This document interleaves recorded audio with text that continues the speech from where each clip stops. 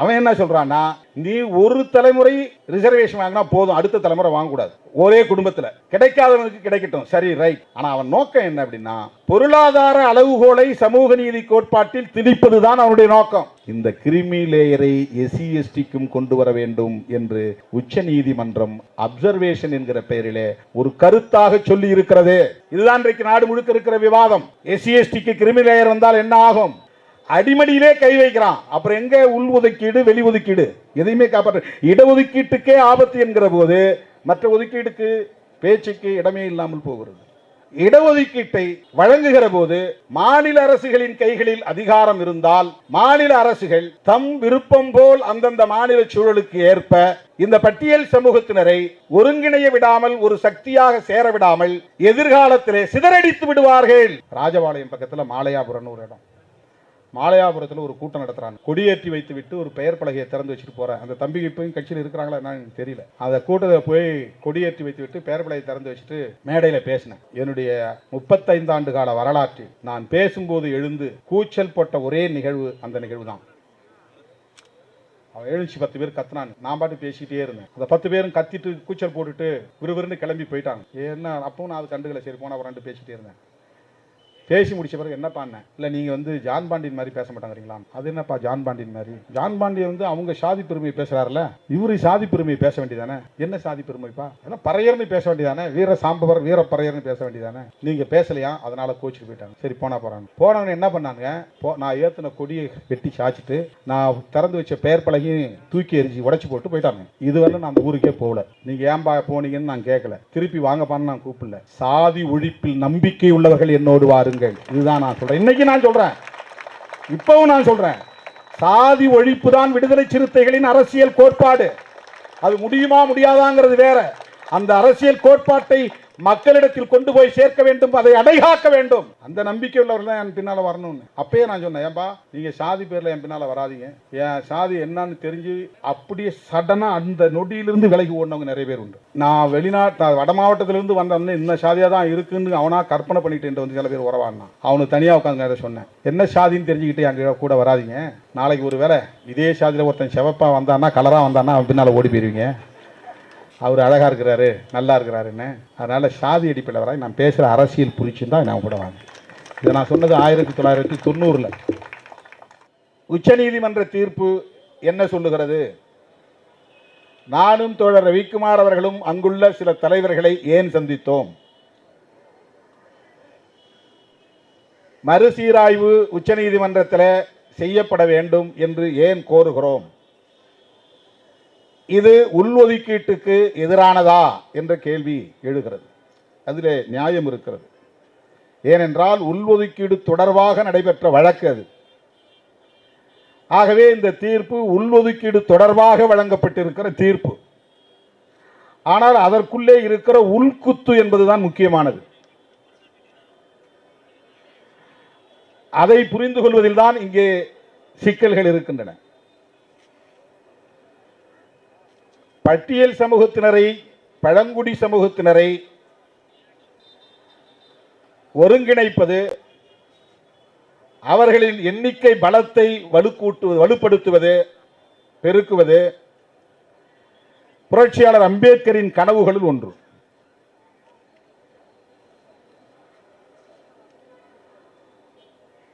அவருடைய கனவு திட்டத்தை நடைமுறைப்படுத்துவதற்காகத்தான் இந்தியாவில் உள்ள ஒடுக்கப்பட்ட பூர்வீக குடிகளை அவர் பட்டியல்படுத்தி அதை அரசமைப்பு சட்டத்திலே ஒரு தொகுப்பாக இணைக்கிறார். அதனால்தான் அது பட்டியல் சாதிகள் அல்லது அட்டவணைப்படுத்தப்பட்ட சாதிகள் என்று அழைக்கப்படுகிறது. ஓபிசிக்கும் கூட பட்டியல் உண்டு. பட்டியல்படுத்தவர்களும் பிற்படுத்தப்பட்டவர்கள் தான், ஓபிசி மட்டும் பிற்படுத்தப்பட்டவர்கள் அல்ல.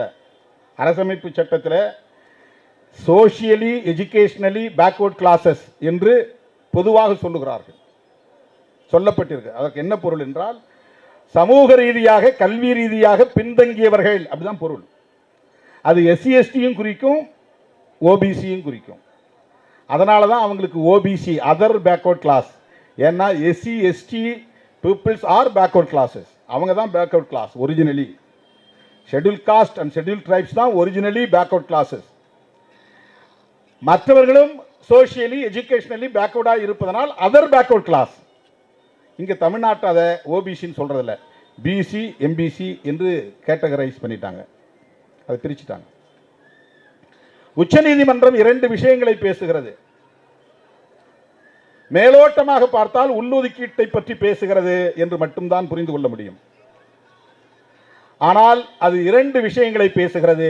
ஒன்று, மாநில அரசுக்கு அதிகாரம் கொடுத்து ஒவ்வொரு மாநிலத்திலும் உள்ள பட்டியல் சமூகத்தினரை வகைப்படுத்திக் கொள்ளலாம், அதன் அடிப்படையில் இடஒதுக்கீட்டையும் பங்கீட்டு தரலாம்.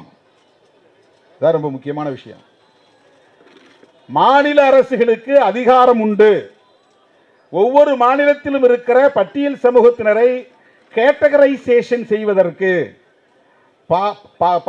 அதாவது தொகுதி தொகுதியாக, பகுதி பகுதியாக அல்ல, தொகுதி தொகுதியாக, A group, B group, C group வகைப்படுத்துவது,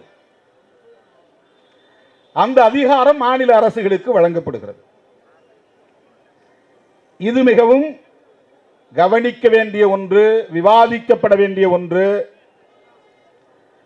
எச்சரிக்கையாக அணுக வேண்டிய ஒன்று. இதை யார் செய்கிறார்கள் என்பதிலிருந்து இதை நாம் கவனிக்க வேண்டிய தேவை இருக்கிறது. தலித் மக்களின் நலன்களில் உண்மையிலேயே அக்கறை உள்ளவர்கள் செய்கிறார்களா, அல்லது தலித் மக்களின் நலன்களை விரும்பாதவர்கள் செய்கிறார்களா என்கிற கேள்வியிலிருந்து இதை புரிந்து கொள்ள வேண்டும். உச்சநீதிமன்றம் தீர்ப்பளிப்பதற்கு முன்பே இந்த கேட்டகரைசேஷன் ஆந்திராவிலே, ஒருங்கிணைந்த ஆந்திராவிலே வந்துவிட்டது. ஆந்திராவில் வருவதற்கு முன்பே பஞ்சாபில், ஹரியானாவில் வந்துவிட்டது. அது 1975 நடந்தது பஞ்சாபில். இது 1996 நடந்தது ஆந்திராவிலே, ஒருங்கிணைந்த ஆந்திராவிலே. ஆக முதல் பிரச்சனை மாநில அரசுகளுக்கான அதிகாரம், மாநிலங்களில் உள்ள பட்டியல் சமூகத்தினரை வகைப்படுத்துகிற அதிகாரம், வகைப்படுத்துவதன் மூலம் அவர்களுக்கான இடஒதுக்கீட்டை பங்கு போட்டு தருகிற அதிகாரம். இது மேலோட்டமாக பார்த்தால் சரி என்று தோன்றும், ஆனால் அதற்குள்ளே இருக்கிற உள்குத்து என்ன என்பதை புரிந்து கொள்ள வேண்டும். அதுதான் இங்கே பிரச்சனை. நாம் சமூக நீதியின் மீது நம்பிக்கை உள்ளவர்கள், ஒவ்வொரு சாதியினருக்கும் அந்த சமூக நீதி போய் சேர வேண்டும் என்கிற கருத்துள்ளவர்கள். அதில் எந்த விதமான மாற்று கருத்துக்கும் இடம் கிடையாது. ஒரு தொகுப்பிலே 76 சாதிகள் இருக்கின்றன தமிழ்நாட்டில் என்றால் 76 சாதிகளும் அந்த பயனை நுகர வேண்டும். அதுதான் முக்கியமானது, அதுதான் சமூக நீதி. இதை யாரும் மறுக்க முடியாது. அதிலே நமக்கு எந்த மாற்று கருத்தும் இல்லை. இரண்டாவது உச்சநீதிமன்ற தீர்ப்பிலே என்ன சொல்லப்பட்டிருக்கிறது என்றால், அது தீர்ப்பு அல்ல, அப்சர்வேஷன். இது ஜட்ஜ்மெண்ட், அது அப்சர்வேஷன். ஒரு கருத்தா சொல்றான், யாரும் கேட்கல, பிரேயர் கிடையாது. மனுவில் நாம் தாக்கல் பண்ற மனுவுக்கு பேர் அஃபிடவிட்னு பேர், பிரமாண தாக்கல், பிரமாண பத்திரம்னு சொல்லுவாங்க, ஆங்கிலத்தில் அஃபிடவிட் சொல்லுவாங்க.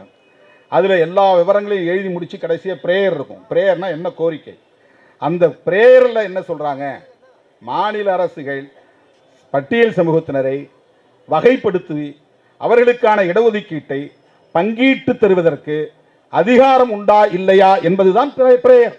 அதிகாரம் வேண்டும் என்பதுதான் பிரேயர். கிரீமி லேயரை பற்றி யாரும் பிரேயர் வைக்கவில்லை. அதுல யாரும் அந்த மனு தாக்கல் செய்தவங்க, உச்சநீதிமன்றத்தில் தாக்கல் செய்தவங்க கிரீமி லேயரை பற்றி என்ன சொல்றீங்க அப்படின்னு கேட்கல.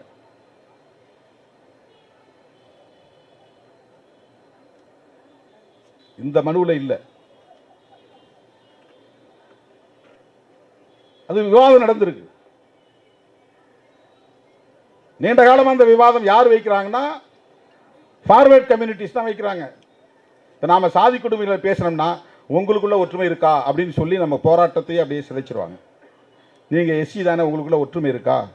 ஆணவ கொலையை எதிர்த்து பேசணும்னா உங்களுக்குள்ளே ஆணவ கொலை நடக்குதுல்ல, அதுக்கு என்ன சொல்கிறீங்க அப்படின்னா, ஓபிசிக்கும் எஸ்சிக்கும் இடையில் நடக்கிற ஆணவ கொலையை பேசாதீங்க, அதை எதிர்க்காதீங்க, அதை டைலூட் பண்ணுறது.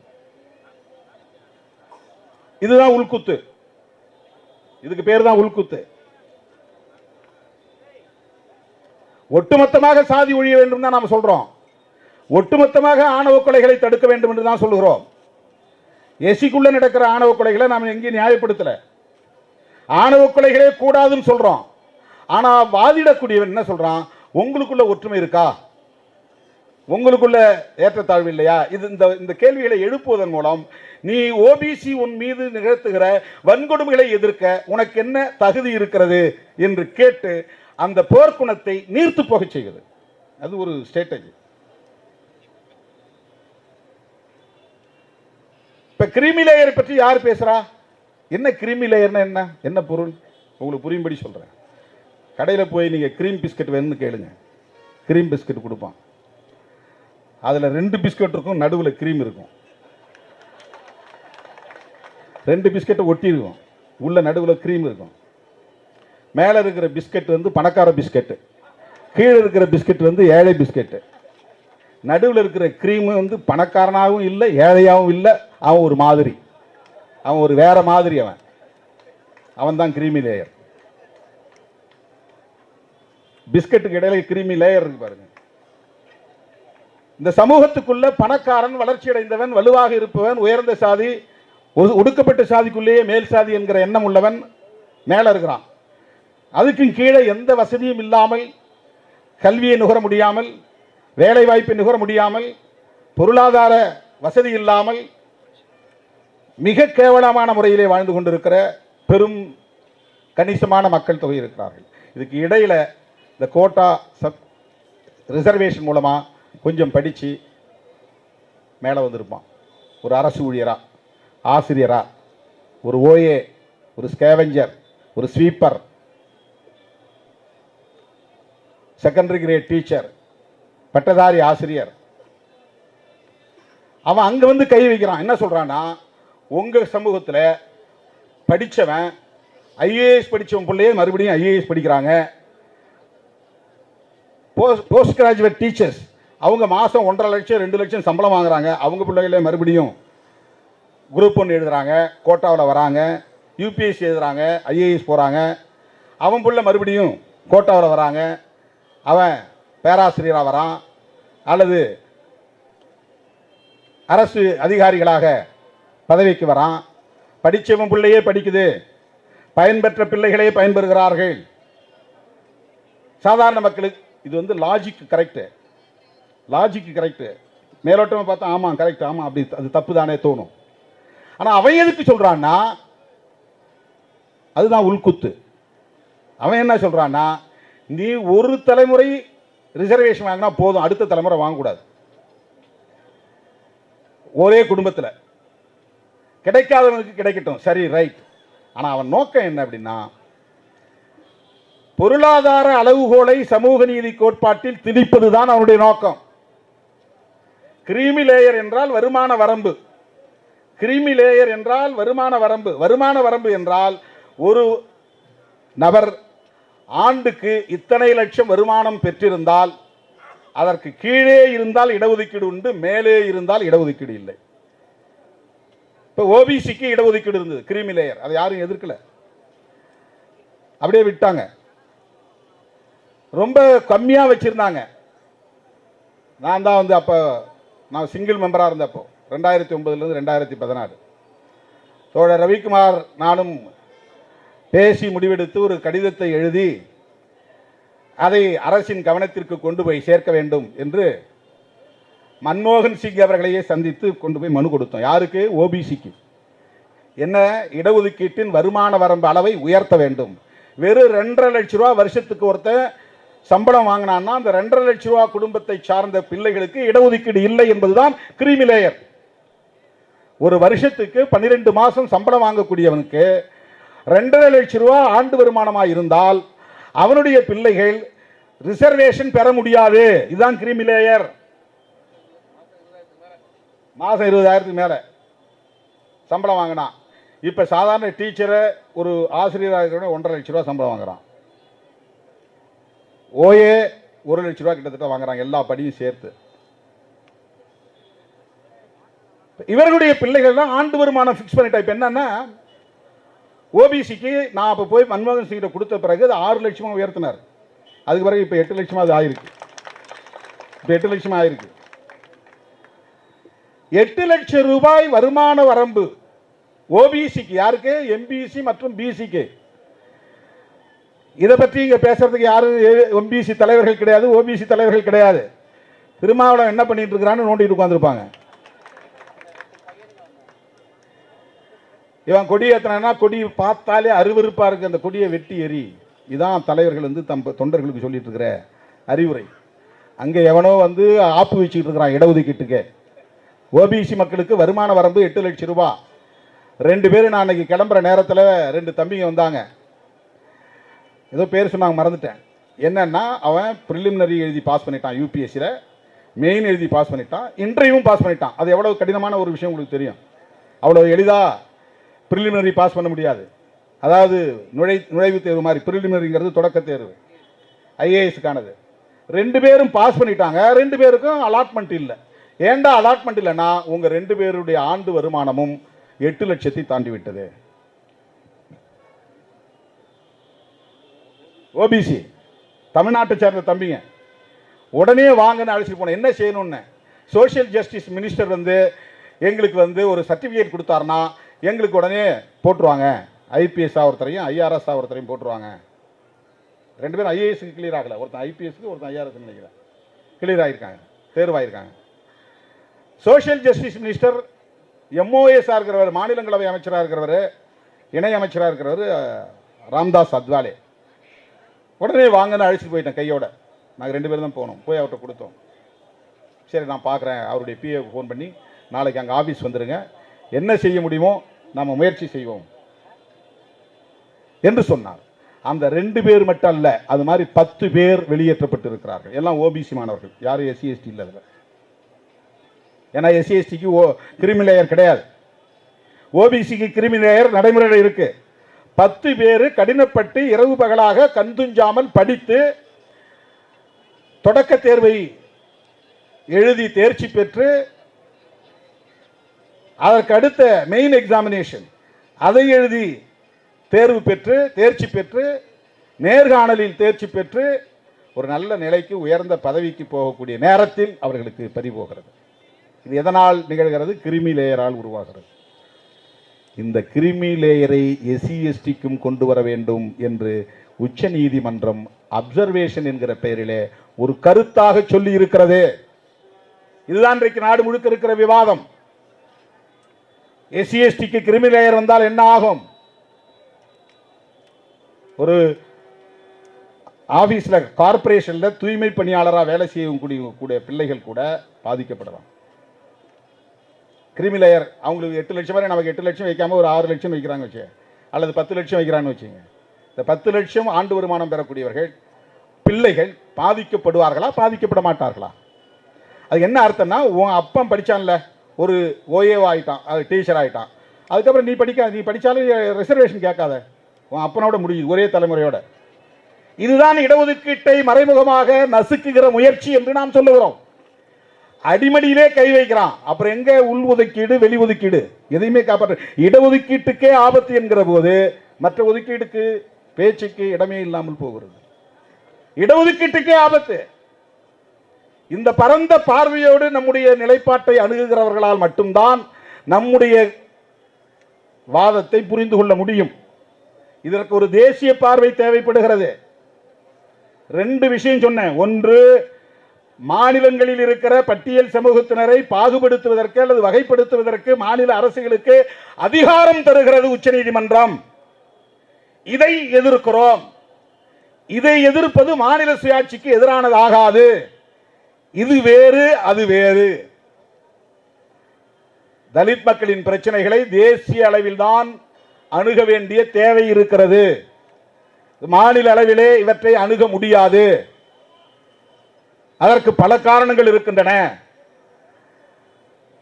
10.5% வேண்டும் என்று மருத்துவர் ராமதாஸ் கேட்ட உடனேயே எடப்பாடி பழனிசாமி அவர்கள் எந்த சமூகத்தினரை பற்றியும் கவலைப்படாமல், யாரையும் கலந்து பேசாமல், அனைத்து கட்சி கூட்டத்தை கூட்டாமல் உடனே அறிவித்தார்.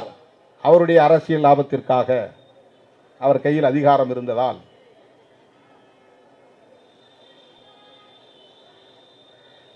பிறகு சட்டப்படியான சிக்கலுக்கு போய் இன்றைக்கு தேங்கி நிற்கிறது. அது வேறு. மாநில அரசுகளின் கைகளில் இதை ஒப்படைக்க கூடாது என்கிற கவலை, அச்சம் புரட்சியாளர் அம்பேத்கர் அவர்களுக்கு இருந்தது. இந்த சாதிகளை எல்லாம் அரசமைப்பு சட்டத்திலே ஒரு பின்னிணைப்பாக இந்த பட்டியல் முழுக்க இணைத்தவர் புரட்சியாளர் அம்பேத்கர். பிறகு அது பொருத்தமாக இல்லை என்று தெரிந்த பிறகுதான் அதற்கென்று ஆர்டிகிள் 341 ஆர்டிகிள் 342 என்ற 2 உறுப்புகளை இணைக்கிறார். 341 பட்டியல் சமூகத்தை பற்றியது, 342 பழங்குடியின மக்களை பற்றியது. இவர்களை பற்றி எந்த முடிவை நீ எடுத்தாலும் பாராளுமன்றத்திலே வந்து விவாதித்து பிரசிடென்ட் ஆஃப் இந்தியா, இந்திய குடியரசுத் தலைவர் ஒப்புதலோடு தான் முடிவெடுக்க வேண்டும் என்கிற முடிச்சு போட்டு வைக்கிறார். முளகுச்சி அங்க அடிச்சு கட்டி வச்சிட்டார். பிரசிடென்ட் ஆஃப் இந்தியா ஸ்டேட்ல வந்து எக்ஸெப்ஷனல் கேஸ். உத்தரப்பிரதேசத்தில் மாயாவதி முதலமைச்சரானது. எந்த சூழலிலும் எந்த காலத்திலும் ஒரு தலித் ஒரு மாநிலத்தின் முதலமைச்சராக முடியாது. இதை விவாதித்தால் ஏன் பாராளுமன்றத்தோடு இந்த அதிகாரம் இணைக்கப்பட்டிருக்கிறது என்பதை புரிந்து கொள்ள முடியும். இதை போய் மாநில அரசுகிட்ட நமக்கு திமுக அரசு மீது நம்பிக்கை இருக்கிறது சரி, ஆனால் திமுக அரசு என்பது நிலையானதல்ல, மாநில அரசு தான் நிலையானது. மாநில அரசுங்கிறது பெர்பெச்சுவேட் ஒன்று. கட்சிகள் வந்து வரும் போகும், அது வேறு. சமூக நீதியின் மீது நம்பிக்கை உள்ளவர்கள் வருவார்கள் போவார்கள், அது வேறு. மாநில அரசு எந்த சூழலிலும் ஒரு தலித்தை முதலமைச்சராக ஏற்றுக்கொள்ளுகிற நிலை இங்கே இல்லை, வர முடியாது. இந்தியாவிலேயே அதிகமான மக்கள் தொகை கொண்ட பட்டியல் சமூகம் பஞ்சாபில் தான் இருக்கிறது. மொத்த மக்கள் தொகை 32%. எஸ்சி எஸ்டி மட்டும் 32% உள்ள ஒரு சமூகம் தனித்து ஒரு அரசியல் சக்தியாக எழுச்சி பெற்றால் அவர்கள்தான் நிரந்தர முதலமைச்சராக இருக்க முடியும். ஏன்னா 30-33% இருந்தாலே ஆட்சிக்கு வந்துட முடியும். ஆனால் அது 100 விழுக்காடு கன்சாலிடேட் ஆகணும். அது பிராக்டிக்கலாக முடியாது. ஆனாலும் முன்கூட்டியே 1975 அந்த சமூகத்தை இரண்டாக கேட்டகரைசேஷன் என்கிற பெயரால் உடைத்து விட்டார்கள். சீக்கிய எஸ்சி, மஜிபி 6, சீக்கிய மதத்தில் இருக்கிற ஷெட்யூல் காஸ்ட், வால்மீகி அப்படின்னு ஒரு ஷெட்யூல் காஸ்ட் இருக்கிறாங்க. வால்மீகிங்கிற பேர்ல ஒரு ஷெட்யூல் காஸ்ட் இருக்கிறாங்க. இந்த 2 சாதிக்கும் 12.5% இடஒதுக்கீடு. அங்க மொத்த மக்கள் தொகை 31.9%. இடஒதுக்கீடு என்பது வெறும் 25%. ப்ரொபோர்ஷனேட்டா இல்ல. ப்ரொபோர்ஷனேட்டான்னா மக்கள் தொகை அடிப்படையில் இடஒதுக்கீடு இருக்கணும். 32% 32% இடஒதுக்கீடு இருக்கணும். அதுதான் கான்ஸ்டிடியூஷன் சொல்கிறது. ஆனா அப்படி கிடையாது.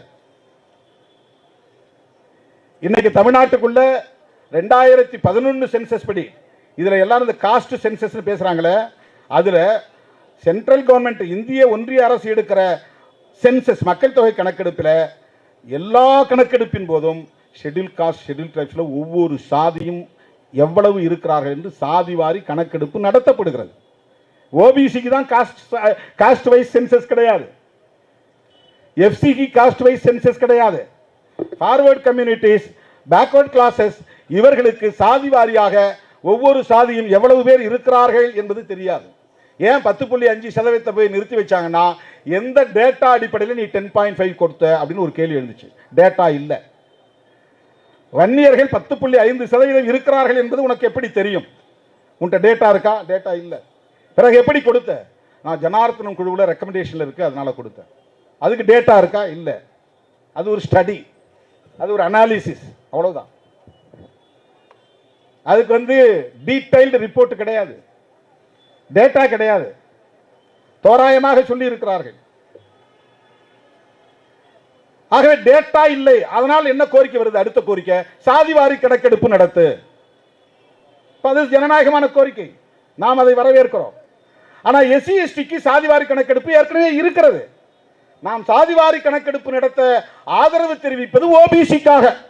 விடுதலை சிறுத்தைகள் ஓபிசிக்கு ஆதரவானவர்களா இல்லையா என்பதை புரிந்து கொள்ளுங்கள். சாதிவாரி கணக்கெடுப்பை விடுதலை சிறுத்தைகள் கட்சி ஆதரிப்பது எஸ்சி எஸ்டிக்காக அல்ல. ஏற்கனவே எஸ்சி எஸ்டி மக்களுக்கான சாதிவாரி கணக்கெடுப்பு தொடர்ந்து நடத்தப்பட்டு வருகிறது. புள்ளி விவரம் இருக்கு. எல்லா புள்ளி விவரம் 2011 வரை எடுத்துறாங்க. எவரி 10 இயர்ஸ் சென்சஸ் எடுக்கணும், ஒவ்வொரு 10 வருஷமும். 1871 இருந்து எடுத்துட்டு இருக்காங்க, பிரிட்டிஷ் இருந்து 1971 வரையிலும் மக்கள் தொகை அடிப்படையில் இடஒதுக்கீடு வழங்கப்பட்டு வருகிறது. அதுக்கு பிறகு மக்கள் தொகையை கணக்கில் எடுத்துக்கல. ஏன் கணக்கில் எடுத்துக்கலன்னா, இங்கே சீலிங் வச்சுட்டாங்க. என்ன சீலிங் வச்சுட்டாங்கன்னா, ஒட்டுமொத்த இடஒதுக்கீடும் இந்திரா சகானி வழக்கில் 50% தாண்டக்கூடாதுன்னு உச்சநீதிமன்றம் தீர்ப்பு சொல்லிடுச்சு. தமிழ்நாட்டில் ஏற்கனவே எம்ஜிஆர் ஓபிசி மக்களுக்கு 50% உயர்த்திட்டார். தாழ்த்த இந்த தலித் மக்களுக்கு, பட்டியல் சமூகத்தினருக்கு 18% இருந்துச்சு, பழங்குடி மக்களோடு சேர்த்து. பிறகு கலைஞர் 16 இருந்ததை 18 ஆக்கினார், 18 இருந்ததை 19 ஆக்கினார். 25 இருந்த ஓபிசி இடஒதுக்கீட்டை 35 ஆக்கினார் கலைஞர். எம்ஜிஆர் 35 50 ஆக்கினார். ஏன் அவருக்கு அந்த நெருக்கடி ஏற்பட்டதுன்னா, அவர் எக்கனாமிக்கல் அந்த கிரைட்டீரியாவை கொண்டு வந்தார். வருமான வரம்பு யாருக்கு? ஓபிசிக்கு. அதனால அடுத்து வந்த நாடாளுமன்ற தேர்தலில் எம்ஜிஆர் தோற்று போனார். அந்த தோல்விதான் அவருக்கு அச்சத்தை தந்தது. இரட்டை இலை சின்னம் எந்த காலத்திலும் தோற்காதுன்னு சொல்லிக்கிட்டு இருந்த சூழல்ல வருமான வரம்பு அடிப்படையில் இடஒதுக்கீடு கொண்டு வந்த போது, அதற்கான ஜிஓ போட்ட போது, வந்த அடுத்த தேர்தல் நாடாளுமன்ற பொதுத் தேர்தல் 2 இடங்களில் தான் இரட்டை இலை ஜெயித்தது. 37 இடங்களிலும் தோற்று போனது. தமிழ்நாட்டில் எம்ஜிஆர் உயிரோடு இருக்கும் போதே இரட்டை இலை தோல்வியை கண்டது என்றால் அது இடஒதுக்கீடு தொடர்பான பிரச்சனையால் தான். வருமான வரம்பு அரசாணையை திரும்ப பெற்றுக் கொண்டார். 35% இருந்த இடஒதுக்கீட்டை 50 உயர்த்தினார். ஒரே பல்டி 35 50 ஆகி போச்சு. எக்கனாமிக்கல் ஜிஓ விட்ரான், திரும்ப பெற்றுக் கொள்ளப்பட்டது. இது நடந்தது தமிழ்நாட்டு அரசியல்.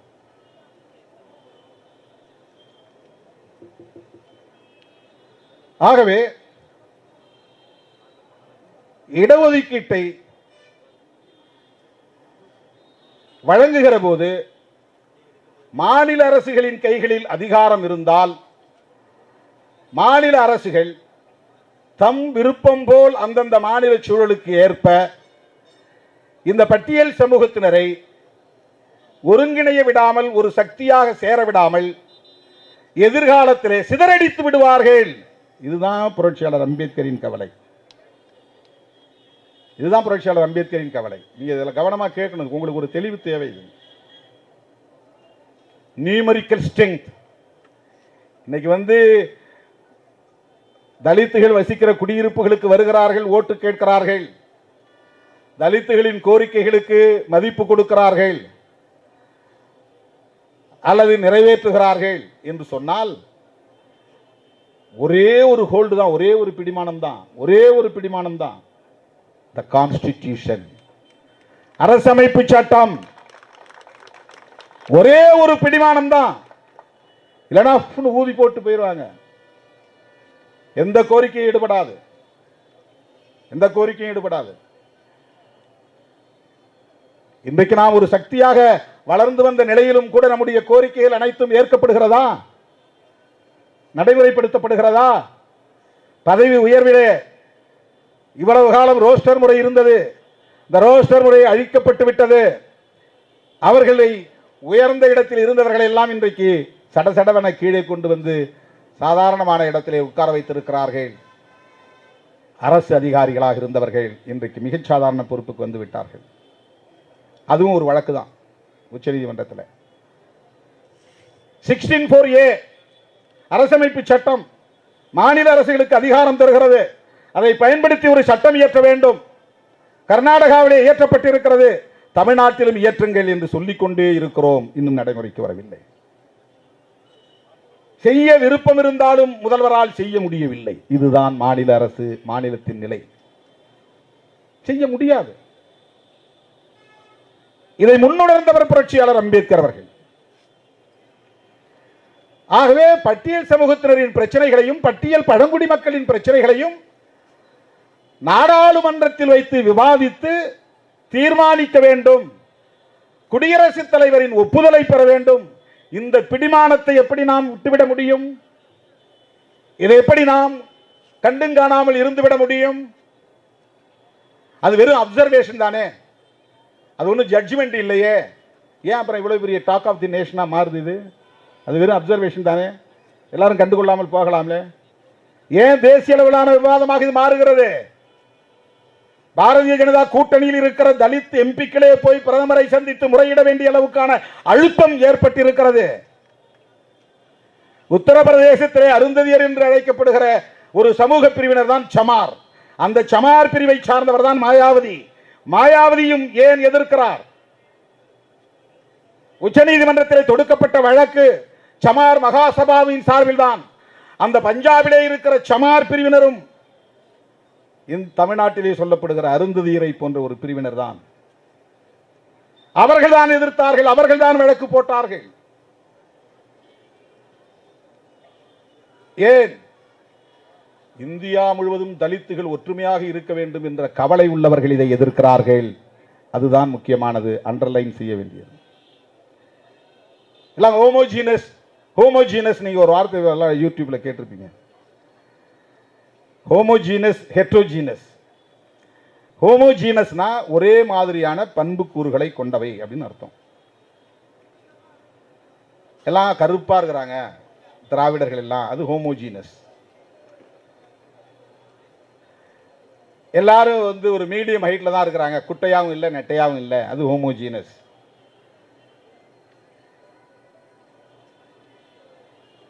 தமிழ்நாட்டை பொறுத்தவரையில் எல்லோரும் வந்து அரிசி சோறு தான் நிறைய சாப்பிட்றாங்க, அது ஹோமோஜீனஸ். பெரும்பாலும் வேட்டி சட்டை தான் அணிகிறாங்க, பெண்கள் புடவையை கட்டுறாங்க, இது homogeneous. Culturally homogeneous, socially homogeneous. ஆனா இந்த அடிப்படையில் அவர்கள் இணைக்கப்பட்டார்கள், தொகுக்கப்பட்டார்கள், ஒரே பட்டியலில் இணைக்கப்பட்டார்கள் என்றால் இல்லை. புரட்சியாளர் அம்பேத்கர் அவர்கள் உடுத்துகிற உடை வேறு, நாம் உடுத்துகிற உடை வேறு. அவர் ரொட்டியை சாப்பிடுகிறார், நாம் அரிசியை சாப்பிடுகிறோம். அவர் மராத்தி மொழியை தாய்மொழியாக கொண்டிருக்கிறார், நாம் தமிழ் மொழியை தாய்மொழியாக கொண்டிருக்கிறோம். இப்படி சொல்லிக்கொண்டே போகலாம், நிறைய வேறுபாடுகள். இது ஹெட்ரோஜீனஸ். இதுக்கு பேர் ஆங்கிலத்தில் ஹெட்ரோஜீனஸ். ஒற்றுமையா இருந்தால் ஹோமோஜீனஸ், மாறுபாடு வேறுபாடு இருந்தால் அது ஹெட்ரோஜீனஸ். வேறு எந்த அடிப்படையிலே ஆயிரக்கணக்கான சாதிகளை ஒரே பட்டியலில் புரட்சியாளர் அம்பேத்கர் அவர்கள் இணைத்தார், தொகுத்தார்? என்ன ஹோமோஜீனஸ்? Untouchability, discrimination. இந்தியா முழுவதும் எந்தெந்த சாதிகளுக்கு தீண்டாமை கொடுமைகள் இருக்கின்றனவோ, பாகுபாடுகள் இருக்கின்றனவோ, அவர்கள் அனைவரையும் அவர் ஒரே பட்டியலில் தொகுத்தார். உணவால், உடையால் வேறுபாடுகள் உண்டு, மாறுபாடுகள் உண்டு. கலாச்சாரத்தால் மாறுபாடுகள் உண்டு. சாதி அடிப்படையில் கூட எனக்கு சாதி வேறு, யான் சாதி வேறு என்று சொல்ற நிறைய வாய்ப்புகள் இருக்கிறது. இதுல 76 சாதிகள் இருக்கின்றன. 76 சாதிகளும் ஒரே மாதிரியான பின்புலம் கொண்டவையா, வரலாற்று பாரம்பரியம் கொண்டவையா என்றால் கிடையாது. 76 தனித்தனி சாதிகள் தான். இந்த 76 சாதிகளும் உட்சாதிகள் கிடையாது. இதை உட்சாதி என்று சொல்லுவதே தவறு. பறையருக்குள்ளே பல சாதிகள் உட்சாதிகள் உண்டு. தேவேந்திரகுல வேளாளரில் பல சாதிகள் உட்சாதிகள் உண்டு. அருந்ததியரில் உட்சாதிகள் உண்டு. ஒரே சமூகத்திற்குள் பல பிரிவுகள் உண்டு. படையாட்சியில் கூட படையாட்சி என்பது ஒரு பகுதியிலே சொல்லக்கூடிய பெயர், வன்னியர் என்பது இன்னொரு ஏரியாவிலே சொல்லக்கூடிய பெயர், நாயக்கர் என்பது இன்னொரு பகுதியிலே சொல்லக்கூடிய பெயர். சென்னை போன்ற பகுதிகளிலே நாயக்கர் அல்லது கவுண்டர் என்று சொல்லுகிறார்கள். கவுண்டர் என்றும், நாயக்கர் என்றும், வன்னியர் என்றும், படையாட்சி என்றும் பல்வேறு பெயர்களில் அழைக்கப்படுகிறார்கள். இன்னும் பல பெயர் அந்த சமூகத்திற்குள்ளே உண்டு. வன்னிய கூட சத்திரியர் என்ற ஒரு பிரிவும் உண்டு. இதெல்லாம் உட்சாதிகள். ஆனால் இந்த பட்டியலில் இருக்கிற சாதி ஒவ்வொன்றும் தனித்தனி சாதி தான். தனித்தனி கேரக்டர் உள்ள சாதி, வரலாற்று பின்புலம் உள்ள சாதி. இப்ப நாம சொல்றதுன்னா சொல்லலாம், ஏன்னா நீ நானும் ஒன்னா அப்படின்னு சொல்லலாம். சாதியவாதி அப்படி சொல்ல முடியும், ஜனநாயகவாதியால் அப்படி சொல்ல முடியாது. விடுதலை சிறுத்தைகள் ஜனநாயகவாதிகள், அதனால் யாரையும் நீ நான் ஒன்றா, எனக்குன்னு ஒரு பெரிய பாரம்பரியம் இருக்குது, உன்னோட என்ன சேர்த்து பேசுகிறேன், என்னோட ஒன்றை சேர்க்குறேன் அப்படின்னு நம்ம எந்த இடத்துலையும் பேசுறது கிடையாது. சமூக நீதி எல்லோருக்கும் போய் சேர வேண்டும் என்று எண்ணுகிறோம். ஏனென்றால் நாம் ஜனநாயகவாதிகள். உச்ச நீதிமன்ற தீர்ப்பிலே 2 முக்கிய விஷயங்கள் என்று சொன்னேன். அந்த 2 முக்கிய விஷயங்கள், ஒன்று, மாநில அரசுக்கு அதிகாரம் தருவது பட்டியல் சமூகத்தினரை வகைப்படுத்துவதற்கு. 2, ஜட்ஜ்மெண்ட் என்கிற பெயரிலே, அப்சர்வேஷன் என்கிற பெயரிலே சொல்லப்பட்டிருக்கிற கிரீமி லேயர் பிரச்சனை. இது எதிர்ப்பு தெரிவிக்கலன்னா ரொம்ப சிம்பிளா உடனே இதை நடைமுறைக்கு கொண்டு வர்றதுக்கு அவங்க தயாராக இருந்தாங்க. அதில் என்ன பெரிய அதிர்ச்சினா, அவங்களே எதிர்பார்க்கல என்டிஏ கூட்டணியில் இருக்கிற தலித்துகளை உடனே எதிர்ப்பு தெரிவிப்பாங்க. சந்திரசேகர் ஆசாத் என்ன பார்லிமெண்ட்டுக்குள்ள கூப்பிட்டு கேட்டார், என்ன இந்த உள்ஒதுக்கீடு பற்றி நீங்கள் என்ன நினைக்கிறீங்க? நாங்கள் வரவேற்கிறோம்னு சொன்னேன். அதிர்ச்சி அடைஞ்சாரா? எப்படி வரவேற்கிறீங்க? இதில் கிரீமி லேயரை நாங்கள் எதிர்க்கிறோம், சப்கேட்டகரைசேஷன் எதிர்க்கிறோம். அப்புறம் எப்படி இது சப்கோட்டா? தமிழ்நாட்டில் இருக்கிறது சப்கோட்டா, தமிழ்நாட்டில் இருக்கிறதுக்கும் ஆந்திராவில் இருக்கிறது என்ன வேறுபாடு? பெரிய வேறுபாடு இருக்குது. இது யாருக்கும் புரியாமல் பேசுகிறாங்க. தமிழ்நாட்டில் இருக்கிற உள்ஒதுக்கீடு என்பது வேறு, ஆந்திராவில் இருக்கிற உள்குத்து என்பது வேறு. இது உள் ஒதுக்கீடு, அது உள்குத்து. அதை அவன் பிளாக் பண்றான். தனித்தனியா தடுப்பு சுவர் எழுப்புறான். ஏ குரூப் நீ வேற, பி குரூப் நீ வேற, 2 பேருக்கு இடையில ஒரு பர்பச்சுவேட் ஸ்பிளிட் உருவாக்குறான், ஒரு நிரந்தரமான பிரிவை ஏற்படுத்துகிறான். 4 கேட்டகரிக்கும் தனித்தனியா. அங்க மொத்தம் 59 சாதிகள், 59 சாதிகளையும் தனித்தனியா பிரிக்கிறான். மாலாவுடைய உற்சாதிகள் ஒரு பிரிவு, மாதிகாவினுடைய உற்சாதிகள் ஒரு பிரிவு, அப்புறம் சின்ன சின்ன சாதிகள்லாம் சேர்த்து ஒரு பிரிவு, அதெல்லாம் ஏதோ இன்னொரு சாதி, மொத்தம் 4 பிரிவாக பிரிக்கிறான். A group, B group.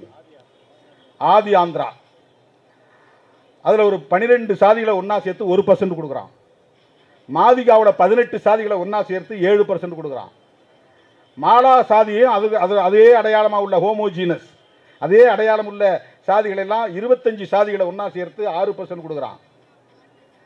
இதர சாதிகளை ஒன்றா சேர்த்து, ஆதி ஆந்திராவில் 4 சாதிகள் தான், இதர சாதிகள் ஒரு 12 சாதிகள், அதெல்லாம் குட்டி குட்டியான சாதிகள், 5000 பேர் 10,000 பேர் தான் இருப்பாங்க. தமிழ்நாட்டில் அந்த மாதிரி 10,000க்கு மேற்பட்ட சாதிகள், 30க்கு மேலே இருக்குது. எஸ்சி எஸ்டியில் 10,000 பேர் தான் இருப்பாங்க. என்ன அவங்களாம் இப்போ கிளைம் பண்ணவே முடியாது. குதிரை வண்ணார் எவ்வளோ பேர் இருப்பாங்க? கிளைம் பண்ண முடியாது. வள்ளுவ பண்டாரம் எவ்வளோ பேர் இருப்பாங்க? கிளைம் பண்ண முடியாது. தென் மாவட்டங்களுக்கு போனால் சாம்பவர்கள், ஆதி திராவிடர்னு அவங்க சான்றிதழ் வாங்க மாட்டாங்க. சாம்பவர்கள் அவங்க மொத்த மக்கள் தொகையில் எவ்வளோ பேர் இருப்பாங்க? அவங்களால காம்பீட் பண்ண முடியாது. 1922 எம்சி ராஜா, அன்னைக்கு அகில இந்திய தலைவராக இருந்தவர் எம்சி ராஜா. அம்பேத்கர்லாம் பார்த்து அரசியலே தீவிரமான ஈடுபாடு கிடையாது. அவர் ஒரு ஸ்டூடெண்ட்டாக இருந்தார், நிறைய ரிசர்ச் பண்ணிக்கிட்டு இருந்தார். அப்போ ஆல் இண்டியா லீடரா, நேஷனல் லீடரா இருந்தவர் எம்சி ராஜா. அவர் எம்பியாவும் இருந்திருக்கிறாரு, எம்எல்சியாவும் இருந்திருக்காரு. அவங்க எல்லாம் ஒன்னா சேர்ந்து சாதியை ஒழிக்கிறதுக்காக ஒரு புது இன பெயரை கண்டுபிடிச்சாங்க. ஆரிய இனத்துக்கு எதிராக திராவிட இனம், நாங்கள்லாம் திராவிடர்கள், எங்களை பழங்குடியினர் என்கிற காரணத்தினால், பூர்வீக குடிகள் என்கிற காரணத்தினால் ஆதி திராவிடர் என்று அழைக்க வேண்டும். அப்பெல்லாம் ஷெட்யூல்டு காஸ்ட் ஒன்று கிடையாது, பட்டியல் கிடையாது. அம்பேத்கர் வந்த பிறகுதான பட்டியல் வருது. அப்ப தமிழ்நாட்டுக்குள்ள என்னென்ன சாதி இருக்குங்கிறதே எம்சி ராஜாவுக்கு தெரியாது. அன்டச்சபிள்ஸ் சொல்லப்படக்கூடியவர்கள் அப்ப வட மாவட்டங்களில் பறையாஸ் பஞ்சமாஸ் தான் அழைப்பாங்க. ஒட்டுமொத்த எல்லா சாதிகளுக்கும் பறையர் தான் பேரு. இந்தியா முழுவதும் இருக்கிற எல்லா அன்டச்சபிள்ஸுக்கும் பறையான் தான் பேரு. அதுதான் உலகளாவிய சொல், ஒரே சொல். பறையான்னு சொன்னா அன்டச்சபிள்ஸ் இன் இந்தியா அப்படிதான் சொல்லுவாங்க. அன்டச்சபிள்ஸ் இன் தமிழ்நாடுன்னு சொல்றது இப்பதான். சர்வதேச பறையனை போல் உன்னை கட்டி வைத்து உதைப்போம் அப்படின்னு ஜான் மேஜர் சதாம் ஹுசேனை சொன்னார். சதாம் ஹுசேன் தமிழ்நாட்டில் பிறந்த பறையனா? இன்டர்நேஷனல் பறையான்னு சொன்னான். யாரு? இங்கிலாந்து பிரதமர் ஜான் மேஜர். யார? Saddam Hussein. நம்ம சுப்பிரமணிய சாமி சொன்னார் மேதகு பிரபாகரன் இன்டர்நேஷனல் பறையா அப்படின்னா. அண்ணன் பிரபாகரன் தமிழ்நாட்டில் பிறந்தவரா, பறையர்குடியில் பிறந்தவரா? கிடையாது. பறையா என்பது ஒரு இன்டர்நேஷனல் டேர்ம். எதிர்த்து கலகம் செய்கிறவன், இருக்கிற ஆர்டரை சீர்குலைக்கிறவன். பிரபாகரன் அப்படி எதிர்த்து நிற்கிறார். சதாம் ஹுசேன் அமெரிக்க ஏகாதிபத்தியத்தை எதிர்த்து நிற்கிறான். உலகம் பூரா உன் டாலர் செல்லு என் நாட்டில் செல்லாதறான். உன் டாலர் என் நாட்டில் வந்தா வெறும் குப்பை, பேப்பர். அமெரிக்கன் டாலருக்கு அவனுடைய நாட்டில் ஈராக்கில் மதிப்பு கிடையாது. இதை சொல்ற தில்லு ஒரே ஆளுக்கு தான், சதாம் ஹுசேனுக்கு மட்டும்தான் இருந்துச்சு. அதனால தான் சதாம் ஹுசேனை இன்டர்நேஷனல் பறையான்னு சொன்னான். ஏன்னா அவன் தான் இந்த மாதிரி துணிச்சலா பேசுவான் அப்படிங்கிறது உலக வழக்கு. எதிர்த்து கலகம் செய்வான் அப்படிங்கிற ஒரு உலக வழக்கு. இந்த பொருள், அந்த சொல்லுக்கு உள்ள பொருளை தான் நான் சொல்றேன். உடனே என்னையும் அந்த அடையாளத்தில் பொருத்தி பார்ப்பாங்க சில பேர். அவன் சாதியவாதிகள் அப்படி பார்ப்பான். சாதியவாதிகளை திருத்தவே முடியாது.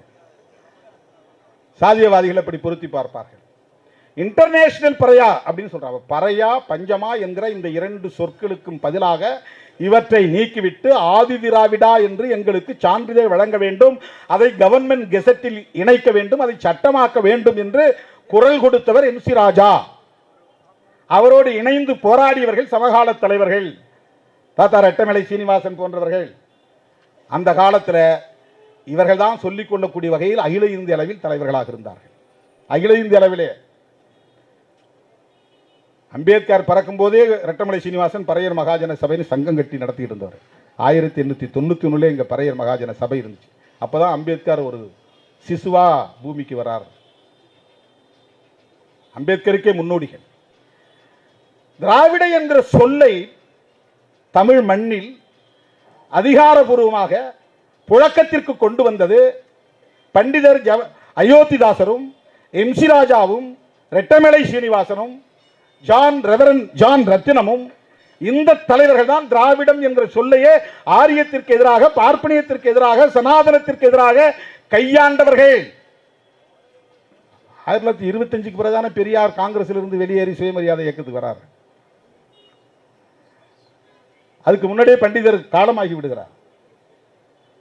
அதற்கு முன்னமே அவர் இந்த கோரிக்கையை எழுப்புகிறார். அம்பேத்கரே அப்ப வந்து கண்ணு முழிக்காத கொஞ்சம் தான் சொல்லுங்க, சின்ன சிசு. ஆரியத்தை எதிர்க்கிற குரல் போர் குரல், சனாதன எதிர்ப்பு குரல், பார்ப்பனிய எதிர்ப்பு குரல் இந்த பூர்வீக குடிகளை சார்ந்த தலைவர்களின் குரலாக இருந்தது. அதன் அடிப்படையில் வந்ததுதான் ஆதி திராவிடா என்கிற ஒரு சொல். ஆனால் அன்னைக்கு அதை பலரும் ஏற்றுக்கொள்ளவில்லை. இந்த சவுத் ஆர்காட், நார்த் ஆர்காட், சென்னை இந்த பகுதியில் அதிகம் தொடர்பு இருந்த நிலையில கடகடன்னு நம்ம தலைவர் சொல்லிட்டாருன்னு எல்லாம் ஆதி திராவிடான்னு சர்டிஃபிகேட் வாங்கிட்டாங்க.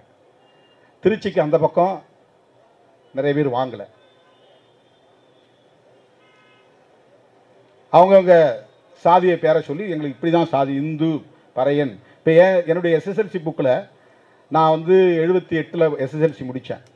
SSLC புக்கு நான் வாங்கணும். ஷெட்யூல் காஸ்ட் அப்படிங்கிறதுக்கு நேரம் வெறும் SC, இந்து அப்படின்னு மட்டும் எழுதியிருந்தாங்க, ஒன்றுமே எழுதலை. கம்யூனிட்டி சர்டிஃபிகேட் வாங்க போனோடனே அவன் வந்து SC ஆதி திராவிடான்னு இருந்துச்சு. SC ஆதி திராவிடம். ஏன்னா கடலூர் மாவட்டத்தில் நான் படித்தேன், திட்டக்குடியில். கடலூர் மாவட்டத்தில் வந்து அந்த பழக்கம் கிடையாது. திருச்சி மாவட்டம், அப்போ ஒருங்கிணைந்த திருச்சி மாவட்டம் தான் எனக்கு சொந்த ஊர். ஆனால் நான் படித்தது பக்கத்திலே ஆத்தோரத்தில் இருக்கிற கடலூர் மாவட்டம், திட்டக்குடி. புழக்கம், வளர்ப்பு எல்லாமே கடலூர் மாவட்டம் தான். சர்டிஃபிகேட் வாங்குறதுக்கு அரியலூர் போகணும். நான் அரியலூர் தான் தாலுக்கா. அங்கே போன உடனே இப்படி சர்டிஃபிகேட் கொடுக்க முடியாதுட்டான். ஏன்னா நீ SC ஆதி திராவிடா இல்லைன்னா. இல்லைங்க அந்த சாதி தாங்க என்ன. இல்லை கிடையாது. ஏன்னா VAO கொடுத்ததில் வேற மாதிரி கொடுத்துருக்கான். VAO சர்டிஃபிகேட்டில் நான் பார்த்தா இந்து பறையன்னு எழுதிருக்கு. இதை என்ன செய்யறது?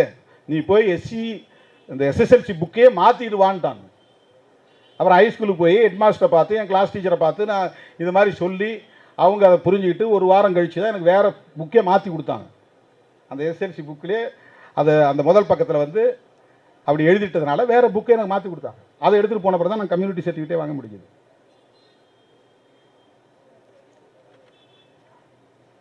திருச்சிக்கு பக்கம், திருச்சிக்கு தெற்க டெல்டா மாவட்டம்லாம் ஆதி திராவிடான்னு யாரும் போட்டுக்கிறது கிடையாது. அப்போ ஒருங்கிணைந்த சவுத் ஆர்காட், ஒருங்கிணைந்த நார்த் ஆர்காட், சென்னை, வேலூர், ஒருங்கிணைந்த இந்த மாவட்டங்களில் தான் எல்லோரும் ஆதி திராவிடம். ஏன்னா இப்போ இந்த தலைவருடைய தாக்கம் இங்கே தான் ரொம்ப வெகுவாக இருந்துச்சு. இவங்க அடிக்கடி விசிட் பண்ணுற மாவட்டங்கள் இது. இது ஒரு வரலாற்று தகவலுக்காக சொல்லுகிறேன்.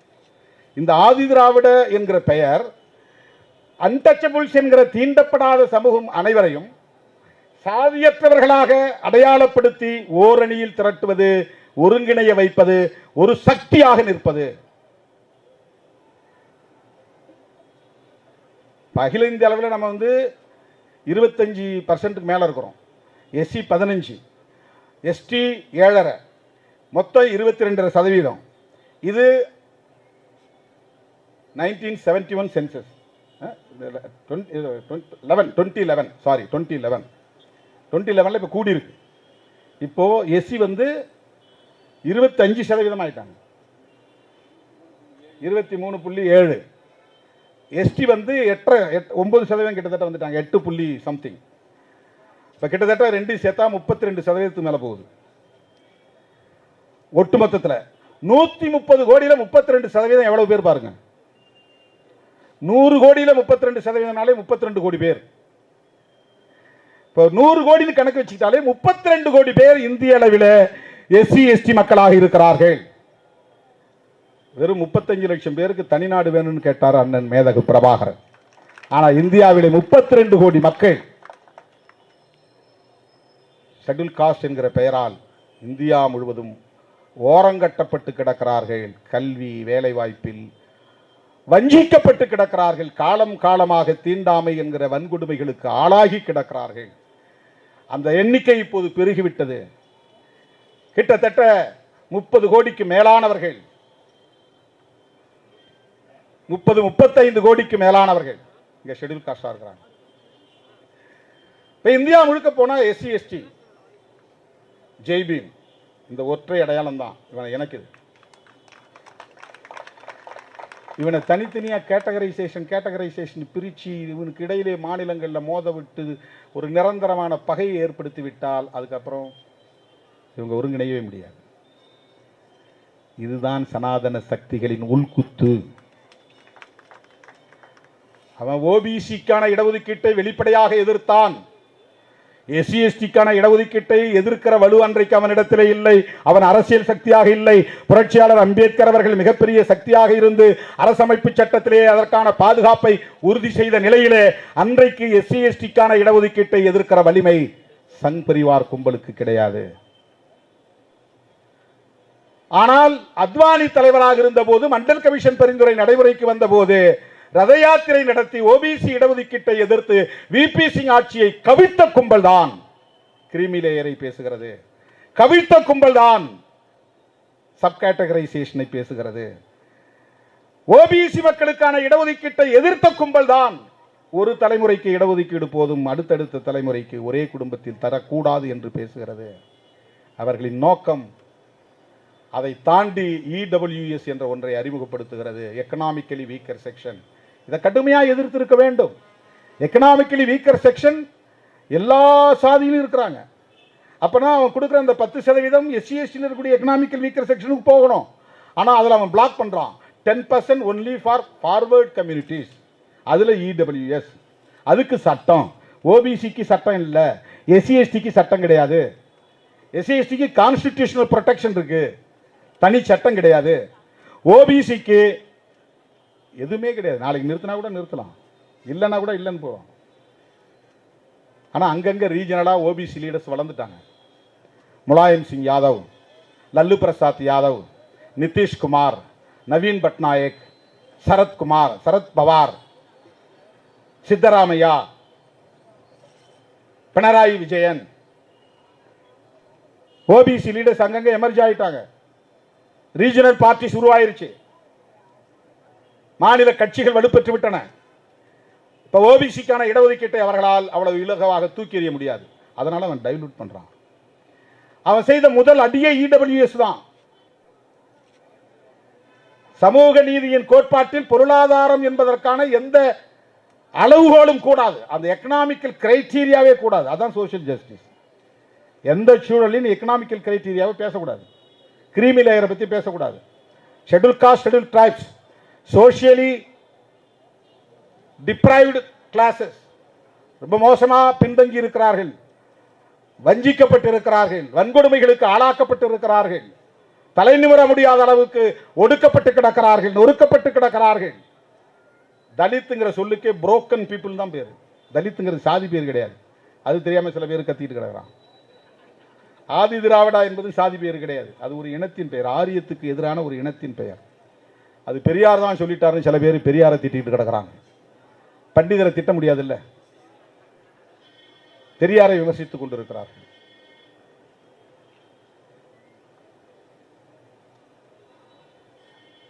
ஆகவே இந்த இடஒதுக்கீட்டில் இருக்கிற சூட்சுமம், தமிழ்நாட்டில் இருக்கிற உள்ஒதுக்கீடு எப்படி என்றால், ஒரே தொகுப்பாக தான் இன்றைக்கு எஸ்சி இருக்காங்க. 76 சாதி, மொத்தம் 78 சாதியில் 2 சாதி ஒருத்த கூட இல்லாமல் போயிட்டாங்க. ஒரு சாதி பேர் பாடானன், இன்னொரு சாதி பேர் கக்கலான். 2 சாதி இப்போ ஒரு நபர் கூட கிடையாது.